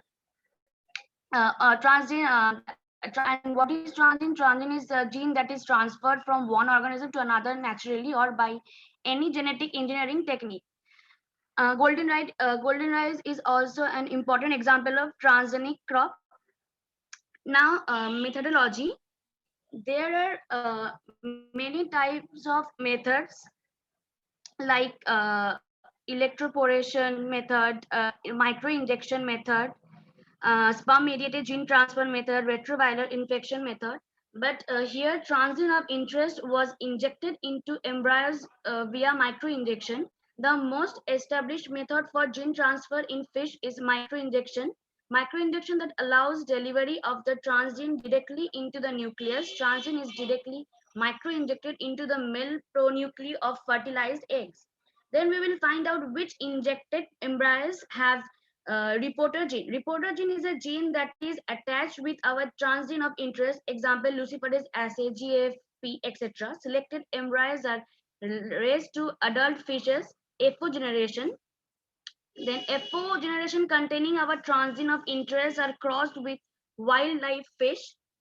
F1 generation embryos were obtained and screened to find out whether our transgene of interest was present or not. F1 generation embryos now gave rise to F1 generation adult fishes, and adult fishes were intercrossed to obtain F2 generation. First successful case of transgenic fish was reported by Zhu et al. 1985. Micro-injected the human G8 gene into the fertilized eggs of Carassius auratus. Example, GM salmon, enhanced tilapia, etc. Aqua Advantage salmon is a genetically engineered Atlantic salmon developed by Aqua Bounty Technologies in 1989. The typical growth hormone regulating gene in the Atlantic salmon was replaced with the growth hormone regulating gene from Pacific Chinook salmon with a promoter sequence from ocean pout. This gene enables the GM salmon to grow year-round instead of only during spring and summer. Tilapia expression of Chinook salmon GH was demonstrated in G0, G1, and G2 transgenic fish in these three lines of transgenic tilapia and resulted in dramatic growth. The average weight of the G1 and G2 transgenic fish was found to be 3 times greater than that of their non-transgenic siblings. There are many advantages and disadvantages. Advantages, growth enhancement. Growth enhanced transgenic fish have improved feed conversion efficiency, resulting in economic and potential environmental benefits such as reduced feed waste and effluent from fish farms, salinity tolerance, freeze resistance and cold tolerance, disease resistance, metabolic modification. The growth rate of transgenic fish can be increased by 400% to 600% while simultaneously reducing feed input by up to 25% per unit of output, thereby improving food conversion ratios. Um, Tilapia expressing extra copies of throat growth hormone gene grow much faster than their non-transgenic counterparts which do not possess extra copies of growth hormone genome. Then improve product of the consumer, fish farming, production of pharmacological proteins, etc. Disadvantages, inserted gene has multiple function, breeding problems, sometimes leads to mutagenesis, low survival rate of transgenic animals. Now conclusion, there are many applications of transgenic fish technology in aquaculture and biomedical research and several major problems that need to be solved in order to utilize this technology efficiently and safely. Further research should work with the DNA sequences of fish rather than mammalian origin to increase public acceptance and avoid sequences of bacterial or viral origin. Transgenic technology is developing rapidly. However, consumers and environmentalists remain cautious of its safety for use. Research is needed to ensure the safe use of transgenic technology and thus increase public assurance. Thank you, sir.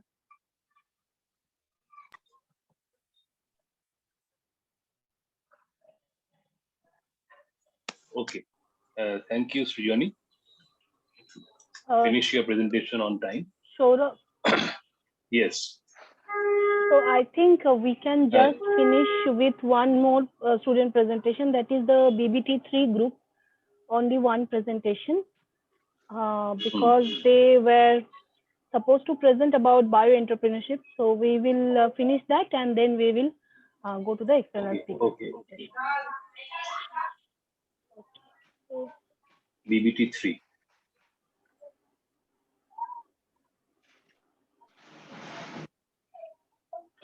I just forgot the names. BBT3. Tiasha, right? Tiasha, yes, Tiasha.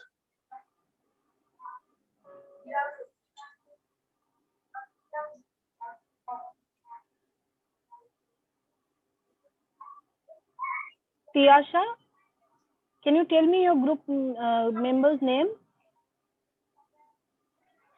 Ma'am, Tiyasha, Audrika, Shubhangi, and Shushma. Okay, so all of them will speak, or you and Audrika? No, ma'am, 4 of us will speak. Okay, okay. Okay, ma'am. Audrika, Shushma,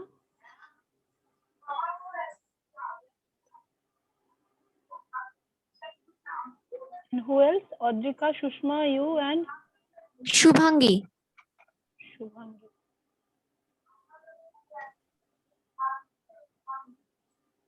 Okay, so you can start.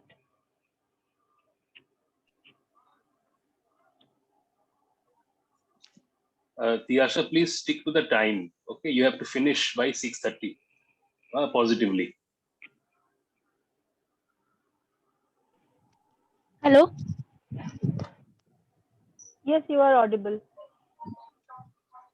Should I start? Yes, you are. Yes, yes, please start. Ma'am, I think it's not visible, the presentation.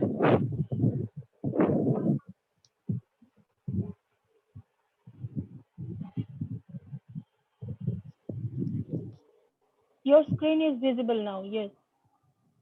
Thank you, ma'am. So, good afternoon, everybody. So, our topic is developing plastic-free sanitary napkins because it is a business development plan. So, recently I came across an article which clearly stated that ordinary sanitary napkins, which are in high demand nowadays, contains around 4 grams of plastic in it, leaving the plastic packaging of the product. Not only that, it is also reported that around 12.3 billion pads are disposed every year only in India. This gives us a fair idea about how much plastic is being disposed every year. This is where we started thinking about this project, and I would like Tiyasha to continue with the project. Good afternoon, ma'am and sir. Ma'am, this discarded sanitary napkins causes a harmful effect on the environment. It not only pollutes the environment but also becomes a major cause in ovarian cancer all around the world. So this is where we should start thinking of a replacement with a better one. It's a serious issue and high time to make a change. Thank you, ma'am. Ma'am, I would request Shubhangi to continue the next. Yes, so as sanitary pad usage increases in India, access to affordable, biodegradable, non-toxic pads is essential. So our team has come up with the idea of developing 100% biodegradable and compostable sanitary pad made from banana fiber, which is one of the most absorbent natural fiber and abundant in India. Unlike wood, pulp, or cotton, it is an agricultural byproduct and does not require additional land usage. The eco-friendly sanitary pads are more comfortable and safer for the user as they don't contain bleach, which has carcinogenic dioxins. They are all natural pads not containing any chemicals, thus reducing CO2 emission of production. And moreover, it is 55% cheaper than other premium health conscious products. This small change is actually capable of bringing in a huge change across the world. Through this initiative, we will not only reduce the use of plastic, but also protect our mothers, sisters, daughters, and wives from serious diseases. Now, over to Shushma.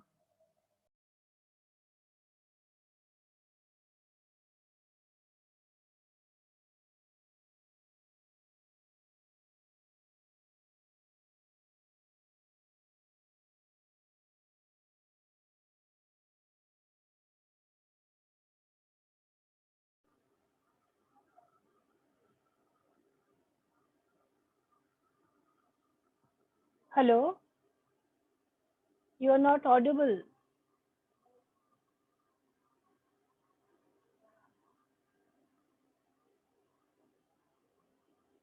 Hello. Yes, yes, you are audible now. Okay, ma'am. Women all around the world have started changing the primitive menstrual hygiene taboos and started using sanitary napkins. All we need is to make everybody around us aware of huge amount of plastic that is being generated through these sanitary pads. I am sure people would love to settle for better option. Thank you.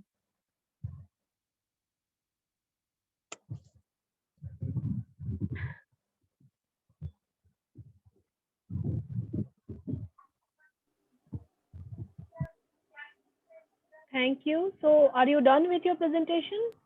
Yes, ma'am. Okay, okay. So you can stop sharing now.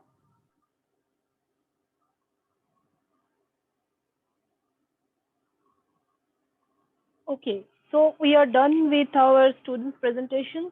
That was the third year's group and initially the fourth year's group, fourth year BTech students, and then third year BTech students. So now here we will close this session and thank you very much Dr. Shourav Bhattacharya for coordinating. And now we are going to welcome Dr. Sanjib Guha, and I would request Dr. Dipanita Bhattacharya to introduce Dr. Sanjib Guha to this workshop. Thank you. Ma'am, do you want to give them a break for 5 minutes or so? Yes, we can. Okay, so we can have a break of 5 minutes and we'll be back within 5 minutes. But please don't leave the session because we know the students, right? Yes. I think already one, two students left already. It's okay. Yeah, when I logged in, it was like almost 90 and now I see 60. Yeah, that's right.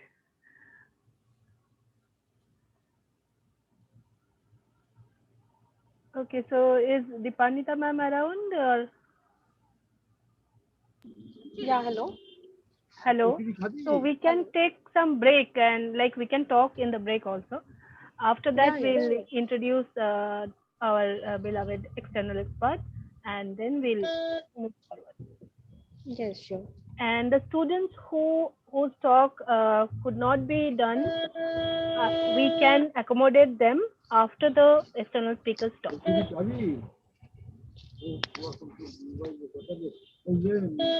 Okay.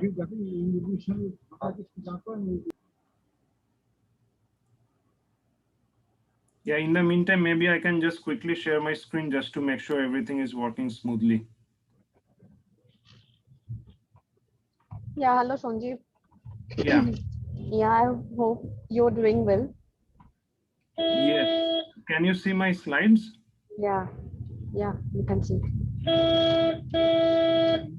Okay, it's moving with transition, right? Yes, yes. Okay, Perfect. perfect. All right, let me stop share and we can meet in 3-4 minutes. Yeah.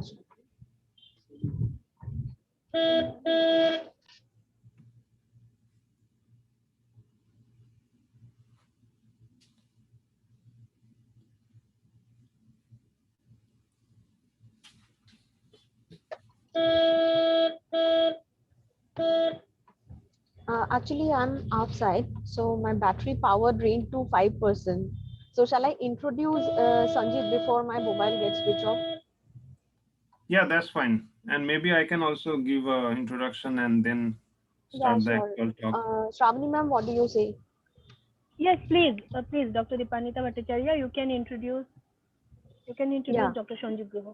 So Sanjib is my batchmate from Heritage Institute of Technology BTech where we did together, and then he went to Barcelona for graduate studies, and then his MSc has done from California State University, East Bay, California, and followed by postdoctoral research associate. He was in the University of Rochester Medical Center. Now he's working as a staff scientist in Department of Anesthesiology in the University of Rochester Medical Center. So it's a huge research background he has. So I'm pretty sure our students will get some benefits if they attend the talk, and also they can interact with him regarding research as well as higher studies. Yes, thank you. Thank you, Dr. Dipanita Bhattacharya. So welcome again, Dr. Sanjib Guha. So now the stage is yours. We can Yeah, move. thank you, Shravani ma'am. And thank you, Dipanita, for inviting me here. Let me quickly share my screen once again. Yeah. I do hear some background noise. If someone can mute it. That will be great. Okay, so as Dipanita mentioned, like we were batchmates in while we were doing our undergrad studies at Heritage Institute, and that was like way back in 2008. So briefly in one slide, I will mention like for last 12, 13 years where I have traveled all over the world to do my higher studies and research. And it's not to show like, okay, I'm fantastic or anything like that. It's more for the students like who wants to reach out to me to get an idea or get some mentoring in terms of doing higher education abroad or like any other services. Feel free to reach out to me either on Twitter or on LinkedIn. But yeah, so as of now, I will just quickly mention, like, as we discussed, like, I did my undergrad from HITK in 2008, and then I moved to California State East Bay for my master studies. After that, I was in Barcelona to do my PhD, and then after that, I did my postdoc in Buck Institute in California. And now currently, as Dipanita mentioned, I am a staff scientist at University of Rochester. And today's talk will be mainly on the research that I've been doing over here under two wonderful mentors, Professor Keith Narke and Gail Johnson in the Department of Anesthesiology and Medicine. So the title of my talk is Role of Alzheimer's Disease Relevant Tau Modifications in Neurodegeneration and Mitochondrial Dysfunction. So there will be a lot of new data for you guys. Like if you have any questions, feel free to interrupt me instead of keeping the questions at the end because you may get lost with anything. But if there is a burning question and you want to get an answer straight away, don't hesitate and feel free to unmute yourself and ask me straight away. So for the next 30-45 minutes, I will mainly discuss about these following topics. The central theme our lab is interested is Alzheimer's disease. We heard a little bit of that from one of the students before. So our lab is also working on Alzheimer's disease, but instead of A beta, which is well-known protein behind causing Alzheimer's disease, our main focus of interest is the other backbone, the tau protein. And not only the tau protein, it's also the different post-translation modifications that happen on this particular protein, which is behind causing this severe disease. And to study that, we obviously cannot work with human brain directly hands-on. So we have a genetic model organism, which we run in the lab called C. elegans, or in short form of Caenorhabditis elegans. So basically it's a tiny soil nematode. We can find it free living in any soil. And we just use that as our laboratory model. So the beauty of this talk, you will see like what are the different pathological phenotypes that we normally can relate with a human disease. We can actually model it in this tiny nematode worm species. And also deep inside, like this animal model is just used as a model inside the lab, but obviously we go deep inside, like what are the different cell organelles that are being affected when we have this post-translationally modified tau. And we specifically look at the mitochondria, the reason being I will later discuss with you. And also at the end, I will finally conclude with our working model and future directions.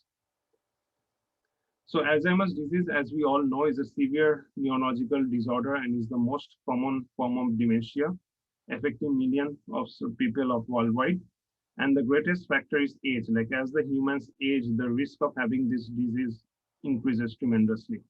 It is characterized by main pathological phenotypes such as decline of memory, decline of cognitive functions, and changes in behavior and plasticity. The two main pathological hallmarks, one is the formation of extracellular amyloid plaques, and the other one is the formation of intracellular neurofibrillary tangles. Now, the research have, like all this time has been mainly focused on the amyloid plaques, but unfortunately no drugs or therapeutic agents have been found out which can actually cure this particular disease. So last few years, the focus has been more shifted toward the tau tangles or the tau protein per se, where researchers are trying to find out like what are the different pharmacological inhibitors we can find so that it doesn't cause the formation of tangles. So as I said, in our lab, we are mainly focusing on the tau protein per se. So normally tau, if you think of it's a very beneficial protein, like all of us have tau in normal healthy condition. It has various functions that we can say like it is abundant in neuronal cells, and microtubule, which is the main backbone of the neuron. So it helps in the development of microtubules by binding to it, helping in assembly and stabilization, which in turn helps in neuronal development, outgrowth, and polarity. And at the end, it also helps in axonal transport and synapses. So you can understand like in normal healthy physiological functions is such a beneficial protein for us to have it. But the situation completely flips over when it becomes more pathogenic. Then it cannot no longer bind to the microtubule per se, it gets dissociated from it, and ultimately it causes disintegration of microtubules, causing disruption of neural communication, and ultimately causing synaptic failure and neurodegeneration.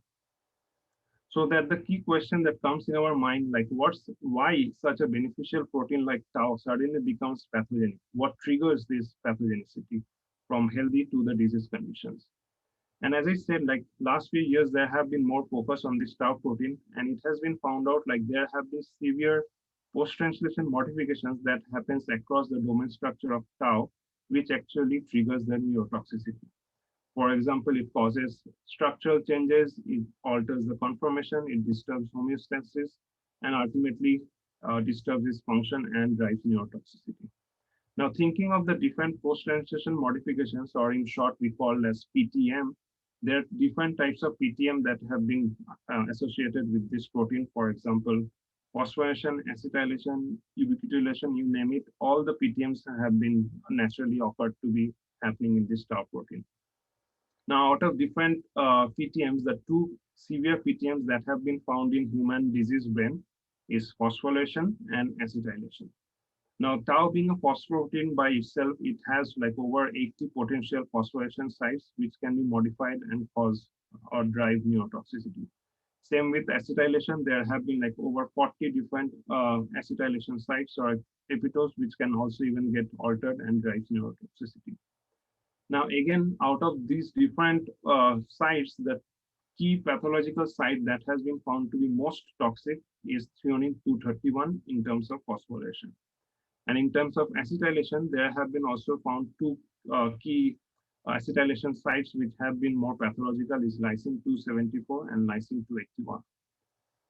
So in our lab, what we decided is like, suppose somehow if we can model this kind of pathological sites in a genetic model organism, can we or are we able to mimic any kind of pathological disease that we normally associate with the Alzheimer's disease brain? So for that, as I said, we use C. elegans as our main genetic model organism. So first, with the help of gene insertion technique, since C. elegans doesn't have an endogenous tau protein by itself, we first introduce the human copy of the wild type tau. And then with the CRISPR editing technique, we modify certain sites. So this is critical for you guys to understand. So basically, we convert the threonine to glutamic acid at that P231 position to mimic phosphorylation. And also at the same site, we convert threonine to alanine, which is phosphoablation. Basically, it stops any kind of phosphorylation and it causes phosphoablation. And in terms of acetylation, we convert lysine to glutamine at 274 and lysine to at 281, we convert lysine to glutamine again to mimic acetylation. So whatever size I have mentioned before in the human disease brain, basically we model that in our C. elegans model system as well.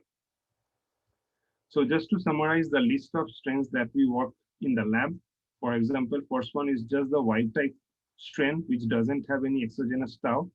Then we have the wild type copy of the human tau protein, that is the tau T4. And as I said, like the two main pathological mutants is the threonine 231E and acetylation 274 and 281. Whereas the phosphoablation or the phosphonion is a corresponding negative control for phosphomimetic. And another key point to note that like we didn't want a whole body expression of this tau. So we limit the expression of this tau specifically to the C. elegans mechanosensory neurons. Because if we express this as a whole body, it can make the organism very sick and we cannot conduct any experiments. So that's why we limit the expression of this tau only to the mechanosensory neurons. And just for C. elegans, for you guys to know as a model organism, as I said, like it's a very short size. The maximum size it can reach for an adult worm is like 1 millimeter. It's very easy to maintain and is very economic to maintain in the lab. It has a quick life cycle, like from the embryo to the adult stage can be completed within 3 days. And it has a very transparent body. So any kind of fluorescent reporter proteins, we can easily check under the microscope because it has a transparent body. And it's a very excellent tool for genetic analysis. So basically we can easily cross male and a female one to create more transgenic strains. Now the advantage of our particular model system, as I said, it has a single copy transgene and we didn't want to express it as a whole body. So we limit the expression only to the mechanosensor neurons. And thus it will like not cause any kind of unwanted gain of function phenotypes. So once all the strains are optimized in the lab, the key phenotypes that we were looking for were neurodegeneration, any kind of behavioral abnormalities, what happens with the lifespan of the worms, and more inside the cellular organism, like whether we see a dysfunctional mitochondria in terms of effect in terms of mitophagy or autophagy. So all these key pathological events that we normally relate with the human studies as well, we were equally interested to see in the model organism. So obviously, for the sake of interest of time, I cannot go through all the data. But last year, although it was a very tough year for all of us, but we were very productive in the lab and we published 3 papers on this specific project. And if you are interested to see more in details, please feel free to look in the PubMed. Now coming to the data per se, as I said, like the first key experiment that we did was to see any kind of neurodegeneration happening in the model organism or not. So just to give a brief background, so in terms of mechanosensor neurons, there are 2 pairs of mechanosensor neurons in the C. elegans body. One is this ALM or the anterior neuron. The other one is the PLM or the posterior neuron. So normally you can see like they don't overlap with each other so that the worm has a distinct mechanosensory field, the anterior field and the posterior field. So this is what it looks like a normal wild type worm under a microscope. But when we have the pathological mutants or the modified tau strains, we see a severe overlap between the ALM and PLM, like the anterior and the posterior neuron. And not only overextension, as the worms grow older, like with age, we can see other severe neuronal abnormalities or defects in the same neuron, such as we can see branching formation in the neuron. We can see a wavy or misguidance in the neuron as well. We can see formation of bead-like structure or small rounded structure on the neuron, as well as we can see a break in the neuron as well. And not only like individual defects, in some of severe cases, we can see multiple phenotypes happening in the same neuron. Like for example, this is a representative example. So here you can see a branching, you can see a waviness, as well as you can see formation of bead or dot-like structure. And in most severe cases, we even can see a complete loss of neuron as well. So the main point of this slide is to show you guys, like when we have this modified tau pathological mutations, it actually causes a huge disruption in the neurite morphology with all these different characteristics. So to get a data out of it, what we do, we take a whole population of the worms and then we go to the confocal microscope and quantify each and individual defect, as you can see over here. So in the graphs, in red, we are seeing the phosphorylation mutant. In green, we are seeing the acetylation mutant. So as you can see, compared to the rest of the controls, all of them are severely defective. So this is our wild type tau. This is the phosphoablation or the phosphonull, and this is just the regular reporter strain. So in most of the defects, we can see the acetylation or the phosphorylation indicated in red and green. They are severely defective compared to the controls. So not only the structure as well, the next we wanted to check whether due to the tau modification, we see any functional defect as well or not. So let me quickly play the video. Yeah, so these neurons are responsible for sensing any kind of light touch. So with the help of an eyelash, we gently touch the worm on the anterior side and it mediates a backward response. So what we quantify here, like whether the worm is able to sense this kind of touch or not. So here again, to collaborate with the neuronal abnormalities in terms of structure, we can see in the acetylation as well as in the, let me put the pointer. Yeah, in the acetylation as well as in the phosphorylation, we see defect in terms of sensing the touch. So whenever we are touching the worm in the frontal side, not all of them are able to respond to this particular touch. So to conclude, what I have shown before, like in the lab, we have been able to generate a successful model where we can see neuronal deficits, be it in terms of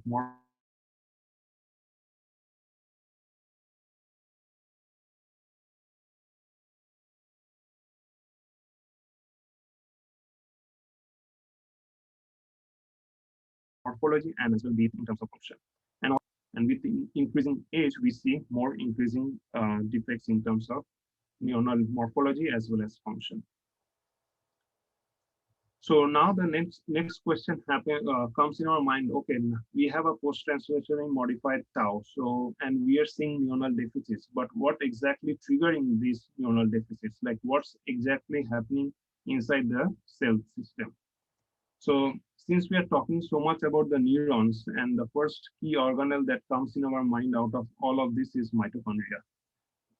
Due to number of reasons, for example, we know neurons are rich in mitochondria, and from our high school studies, we know the mitochondria is the main powerhouse of the cell. It provides all the ATP to the neurons to carry out different functions.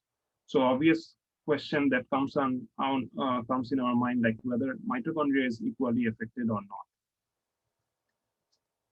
And it has been shown in previous studies itself, like whenever we have any exogenous factors, be it like aging, environmental toxins, unhealthy diet, it causes a severe mitochondrial dysfunction. And that has been characterized by fragmentation, mitophagy, transport, ATP production, ROS generation, which all combinedly causes the main backbone behind the neurodegeneration, which ultimately leads to Alzheimer's disease. So our question in here was like, when we have this modified tau, can it equally causes dysfunctional mitochondria? And these are the parameters also we were looking for. Now to see the mitochondria inside the cell, we need any kind of fluorescent marker, right? Otherwise, how can we see a mitochondria inside the cell without any kind of fluorescence or any kind of tag on it? So for that, we use a specific novel probe called MitoEnzymer. The beauty of this probe is like it is pH sensitive. So that means it's like according to the pH of the medium, it changes its color. So when the medium is acidic, like pH going below 5, it will give you red color. And when the mitochondria is happy and healthy and the pH is over 7, it will give you a green color. And this probe is specifically targeted to the mitochondrial matrix. And that helps us to analyze or characterize different parameters of mitochondria, such as the morphology, the mitophagy, as well as transport or trafficking across the neurite length.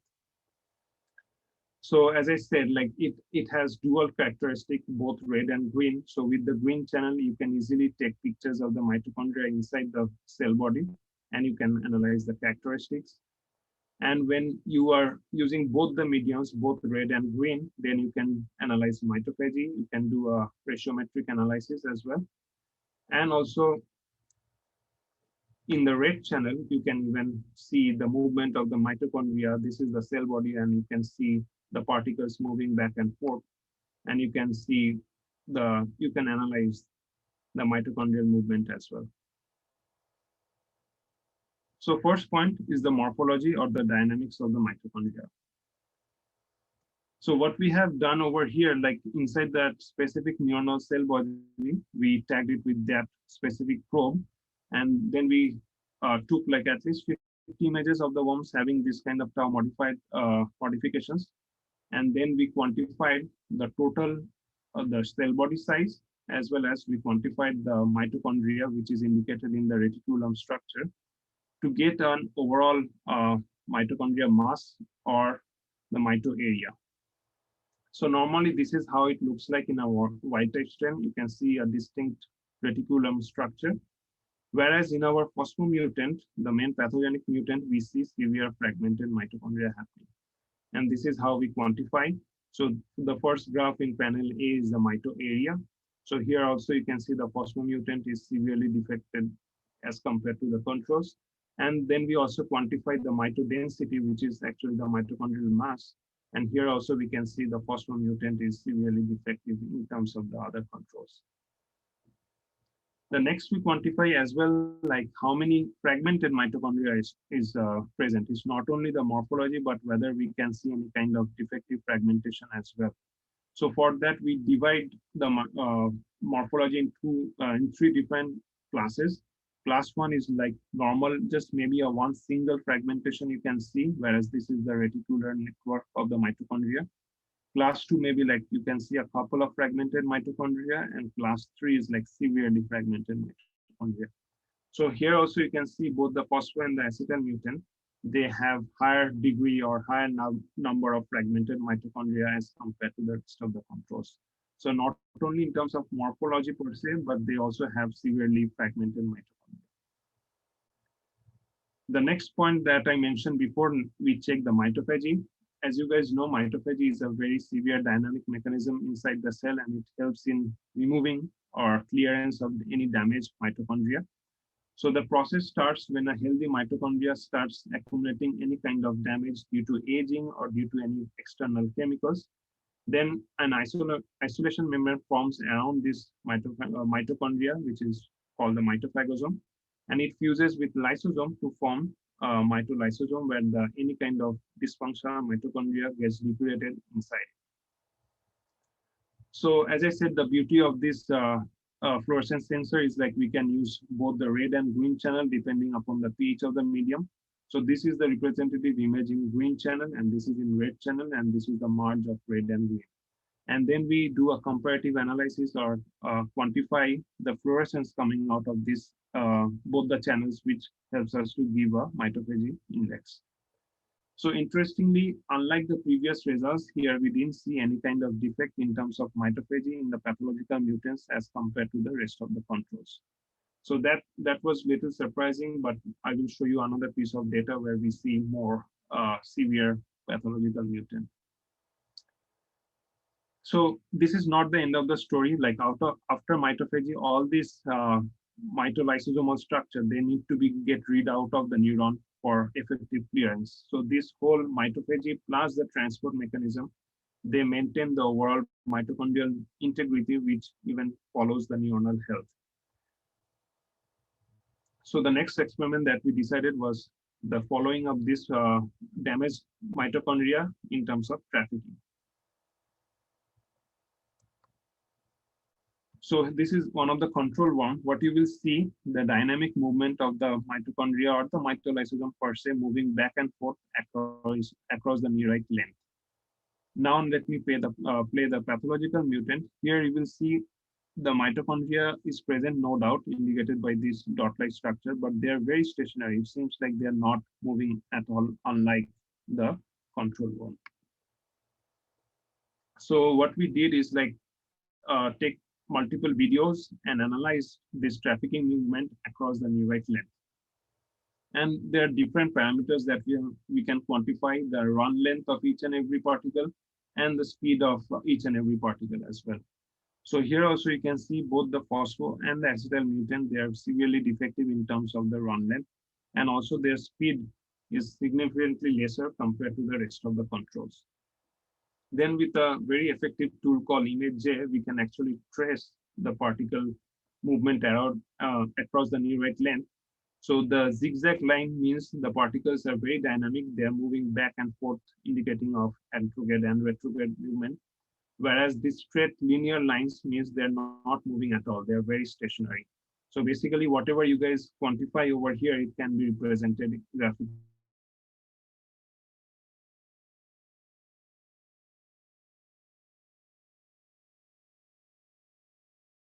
At all, these are very stationary. They get plugged or clogged inside the neurons, which actually causes the neurodegeneration, because all these damaged mitochondria, they need to be cleared out from the neuron. But if they start accumulating, the damage amplifies. Now, all these experiments were done at baseline condition. That means without addition of any exogenous stress. So if you remember, I showed the mitophagy data being not altered at baseline condition. So our next thinking was like, if we somehow put any kind of exogenous stress in terms of like mitochondria inhibitor, whether it can trigger the mitophagy or not. So for that, we use the chemical called paraquat, which specifically inhibits complex 1 of the electron transport chain and causes high amount of oxygen species and decreases ATP generation. So same set of worms we used, but instead of doing at baseline condition, we triggered them with the help of Paragot. So Paragot causes formation of damaged mitochondria. So as expected, you can see in the control worms, the mitophagy ramps up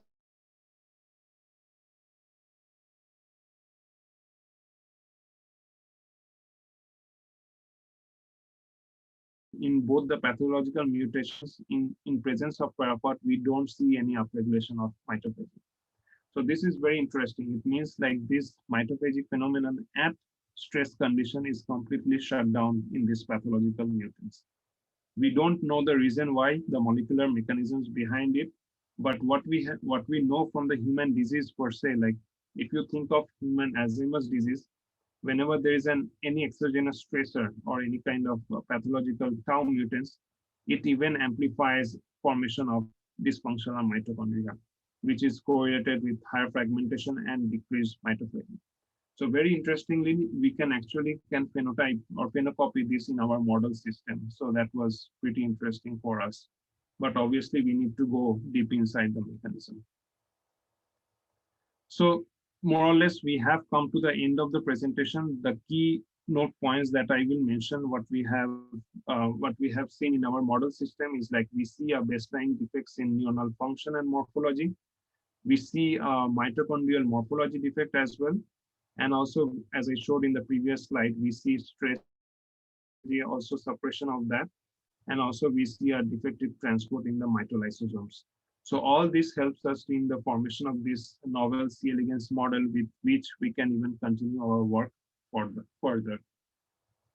So a couple of slides, questions obviously still remain, as I mentioned, like what is the exact mechanism behind this mitophagy defect? And in terms of the mitolysosome transport, like what is the source of this defect? Is it happening in the mitochondria? Is it happening in the lysosome, or is it happening in the mitolysosome per se? And also the question comes like, if we can get rid of this toxic tau, can we like cure the worm?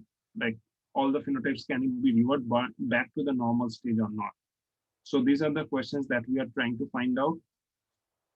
For example, the mechanisms, probably you guys know, like these are the different proteins that are responsible in maintaining the whole mitochondrial life cycle in terms of fission and fusion. So beauty of this model organism is it is very highly conserved to the human genetic system as well. So all the proteins that are involved in fission and fusion, we have the C. elegans orthologs. So we can definitely create different knockout mutants and see whether we can see any further exacerbation of any of these disease phenotypes or not. And not only for the mitochondria dynamic per se, we have the different trafficking mutants, C. elegans orthologs of that as well. So these are the main proteins that are involved in mitochondria trafficking, and we have the corresponding C. elegans orthologs or homologs in our system as well. And as I mentioned, like other system that we are trying to work on is like if we can somehow remove this toxic tau, can all the phenotypes be revert back to the normal? So for that, we use a Degron system, which is a short polypeptide around 40 amino acids and is specifically targeted to the protein of interest, which is tau in our case. And it translocate that to the proteasome for the further degradation. So if somehow we can degrade the tau, can we bring back the healthy C. elegans as well? And also the other system, other key thing that we are doing with the help of a company, local companies, is a kind of collaboration.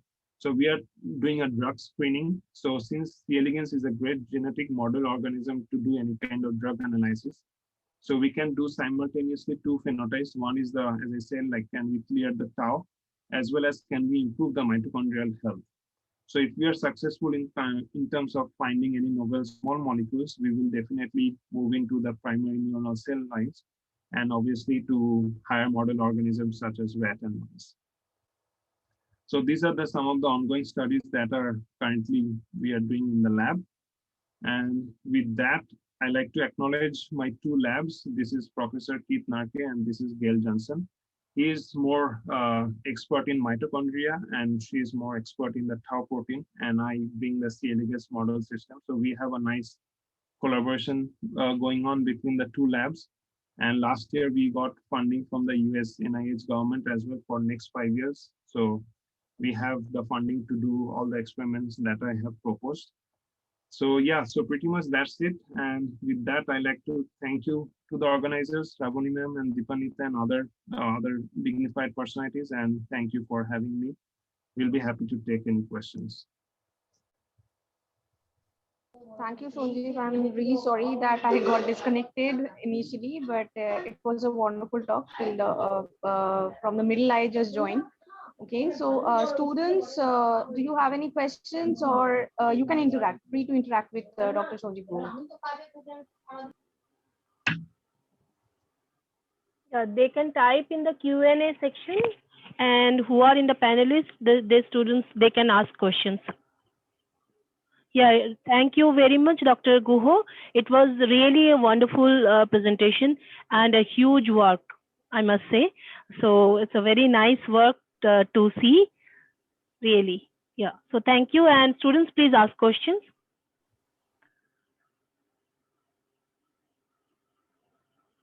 Okay, if not, then faculties can also ask questions.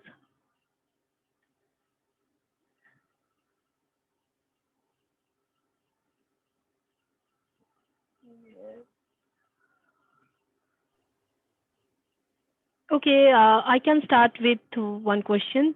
So it was really interesting to see that you have studied PTM mimetics, right? The mimetics, acetylation, and the phosphorylation mimetics.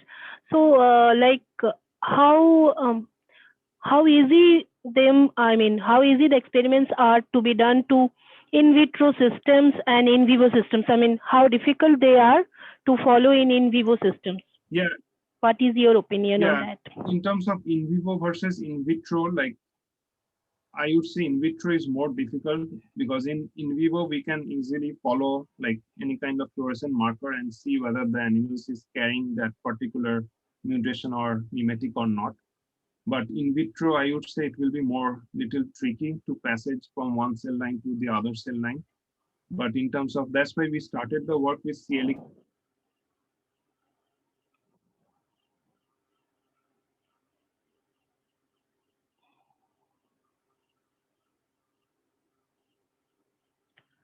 I think connection dropped.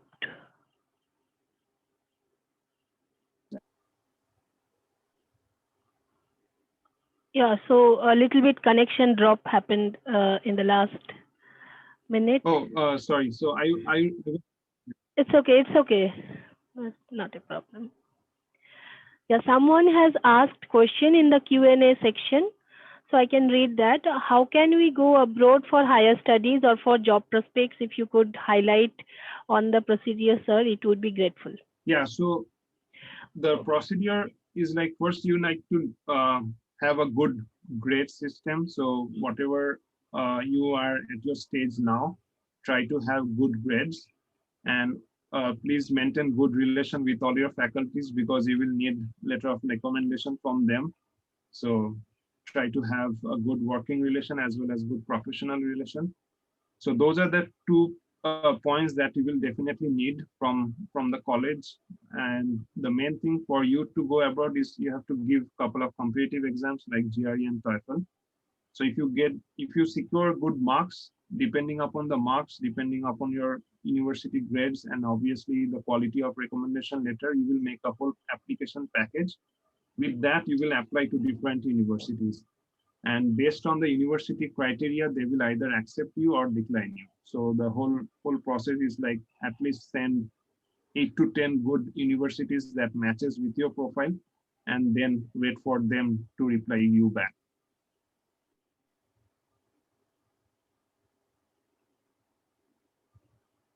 I think okay. I think one student he or she raised the question, anonymous certainly. Sir, how can we go abroad for higher studies or for job prospects? If you could highlight on the procedure, sir, it would be grateful, sir, please. Yeah, so he just answered that. Yeah, I just answered it.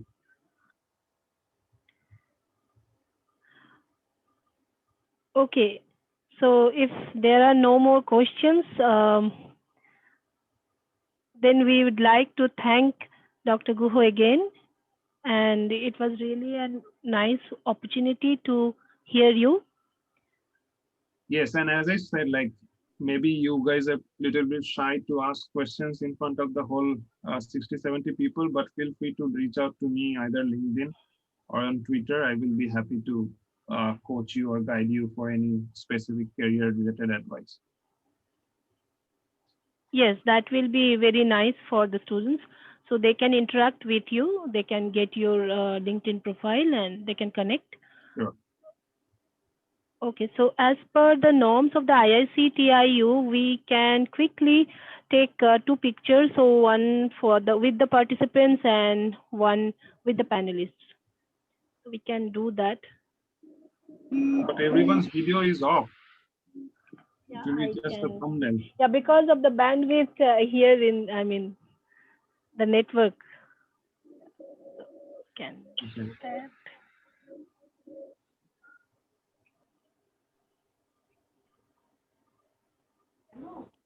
Okay, Shishendu sir, are you there?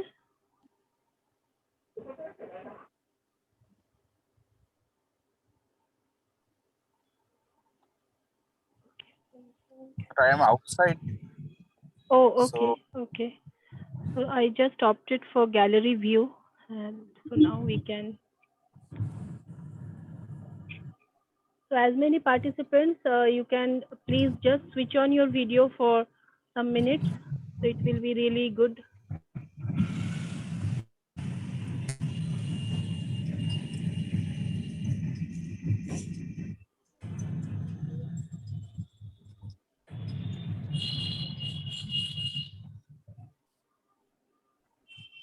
One more. Still many are like switched off their camera. Can you please switch on your camera, Atrey, Tiasha?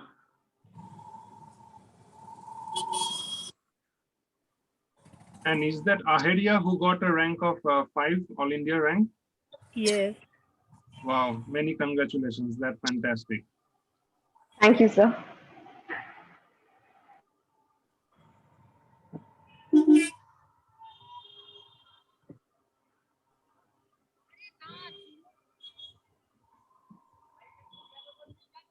Okay, thank you very much, all of you, for switching on the camera.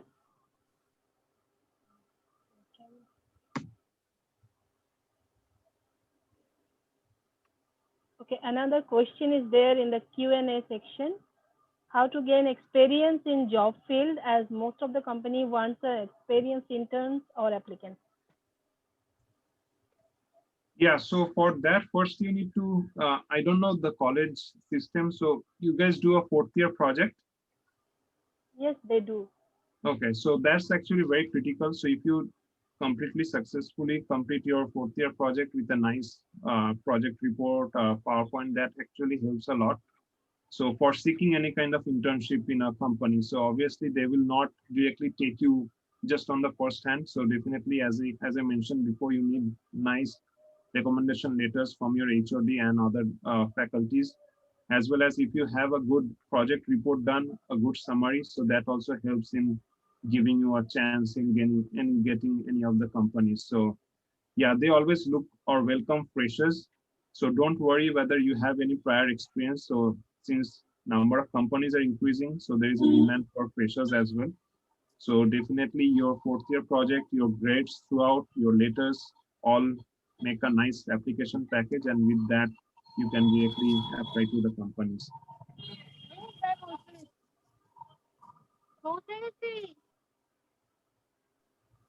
I hope that answers the question.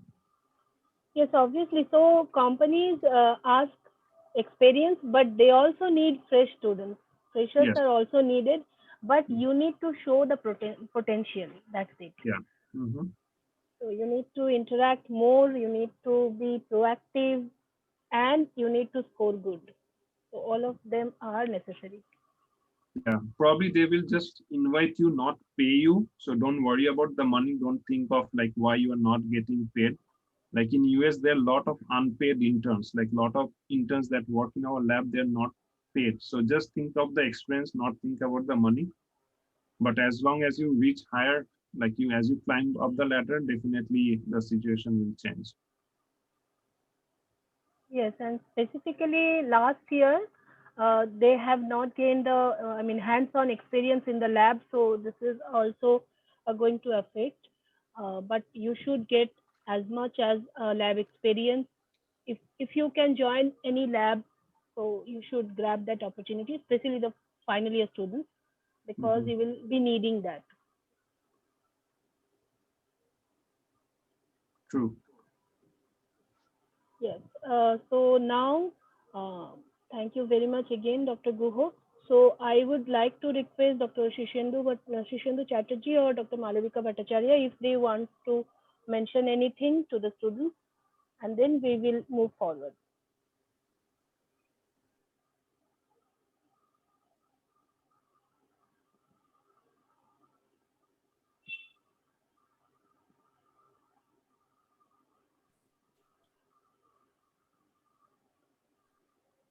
Are you there? Yeah, Malvika ma'am? not much to add because I think it has been a wonderful talk, and I hope all the participants have been able to benefit from whatever they could absorb from the talk, because uh, if it becomes a bit difficult for them to follow the nitty-gritties of the research work that has been presented, that shouldn't matter that much for them because they're still in the undergraduate level. But I hope that these kind of interactions will prepare them for the higher studies and future career growth related aspects, and these kind of exposures will also prepare them for the type of career prospects that they can expect from taking up such undergraduate and postgraduate courses in biotechnology. So I would also like to extend my heartfelt thanks to Dr. Guha for taking time out from his busy schedule and presenting his work to our students. So thank you so much for being part of this series of seminars that we are organizing for our students so that they can benefit from the experiences from such eminent researchers. So thank you so much for joining us, and I hope all the participants have been able to take benefit from the series of presentations that we are taking up. Thank you so much. Sure, yeah. Thank you. Thank you so much, Malvika ma'am. Shishendu sir, are you here? Ma'am. Yes, so please, if you Nothing have anything to say much more. Hearty welcome, and it's a very good lecture, and I think our student enjoyed a lot. So I think if we want, we can get help from sir. Our student can contact with you for their projects and other things also. So thank you, sir. Thank you for this talk, ma'am. Okay. Okay, so we have also Dr. Shubhrojit Sen, sir. If you want to say anything to the students or the external speakers, please. Yeah, welcome, Dr. Sanjib Guha. Very nice piece of talk. Very, very interesting research it is. And I'm more interested in vivo research, especially if you means I would like to track the papers you publish, especially in mice model, more specifically. That will be very interesting. And also for the students, they can learn many things. They have already come to know many things about this kind of research, especially in the field of neurosciences. So thank you very much. Thanks a lot for participating, for presenting such a good piece of research. Thanks a lot. Okay, so now we can move forward. I think for the students' presentations, we have two more presentations left. Orco and Shushmita from MSc second year, right? Orko from BTech fourth year and Shushmita from MSc second year. Orko, are you here?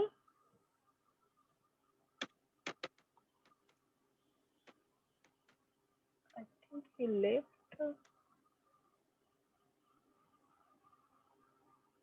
Shushmita, are you here?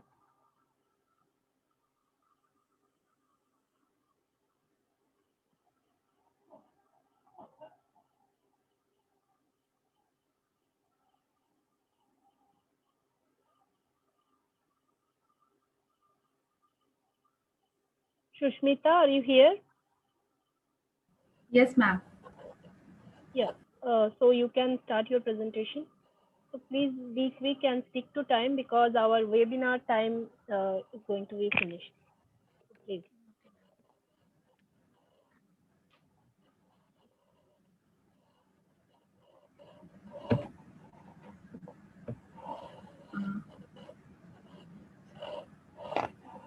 And can you see my? Yes.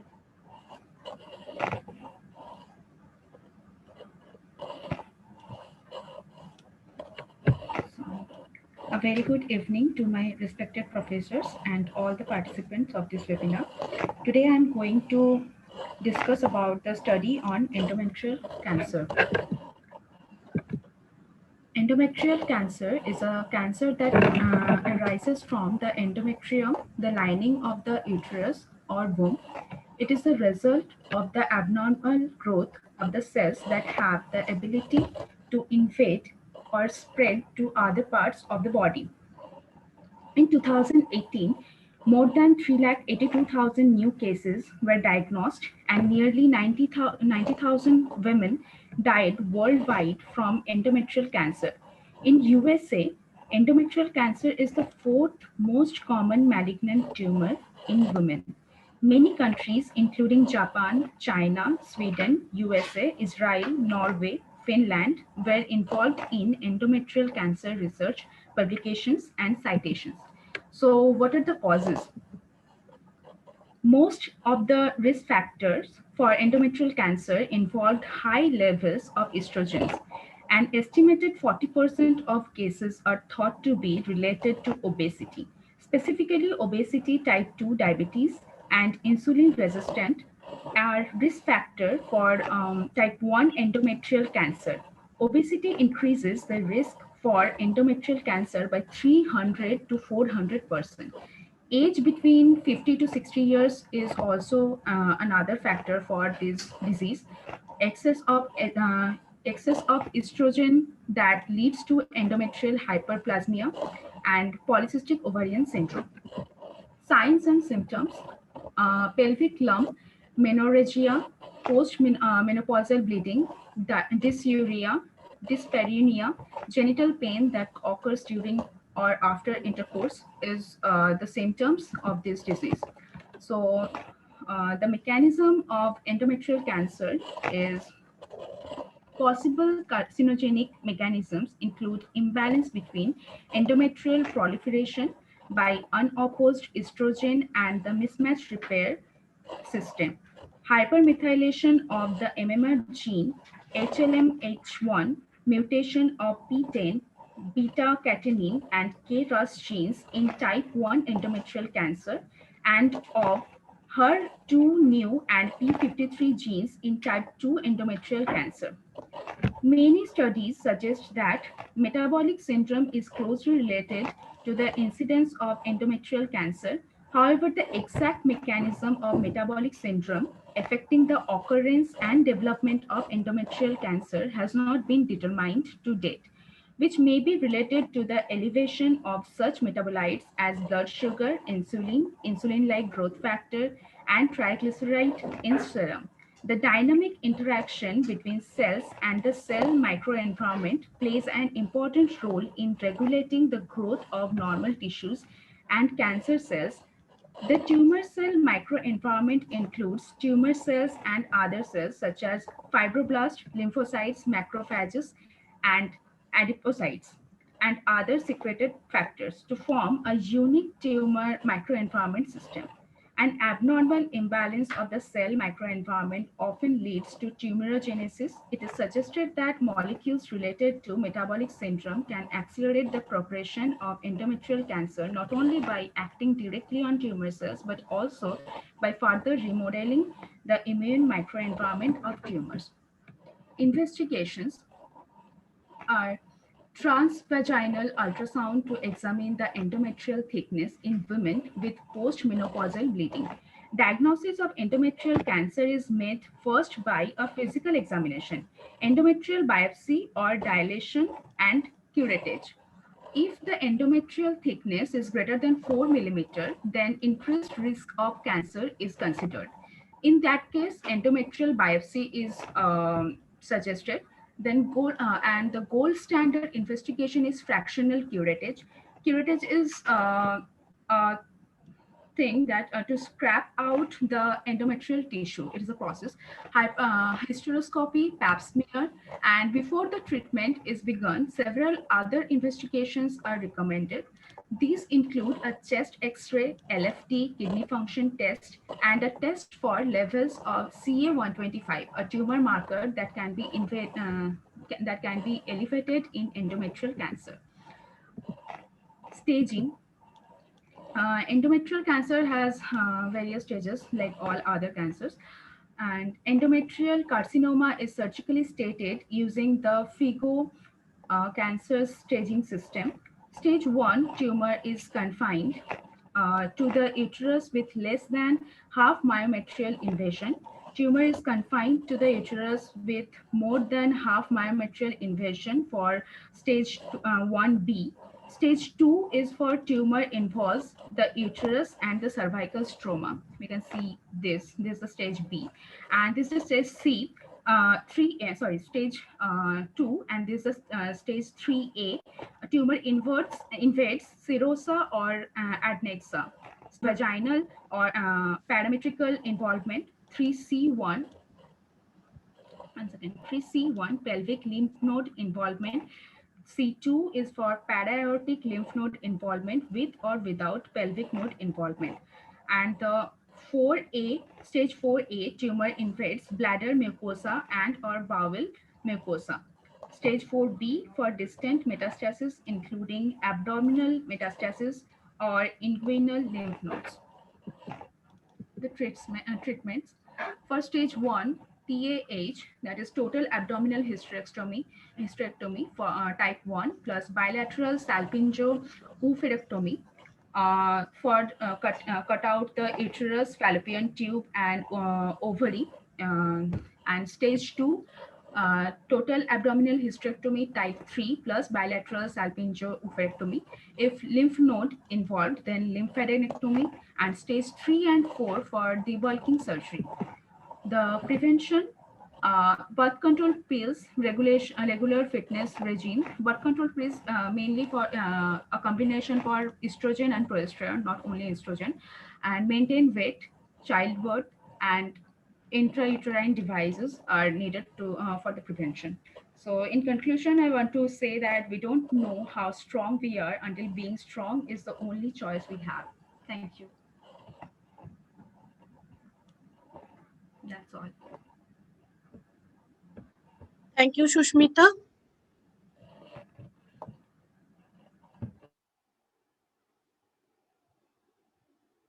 Okay, so do we have any more presentations? Because Orko is not there. I think he left. From the student seat, can anybody confirm? No, ma'am. Okay, so if we do not have any more student presenters, then we are going to conclude for today. Thank you very much all the students for joining, and thank you very much all the faculties also for joining. So I'm thanking all of you on behalf of Techno India University and IIC Techno India University. We will be having more events like this, and we will need more participation from the students and from the faculties. Thank you. Thank you all.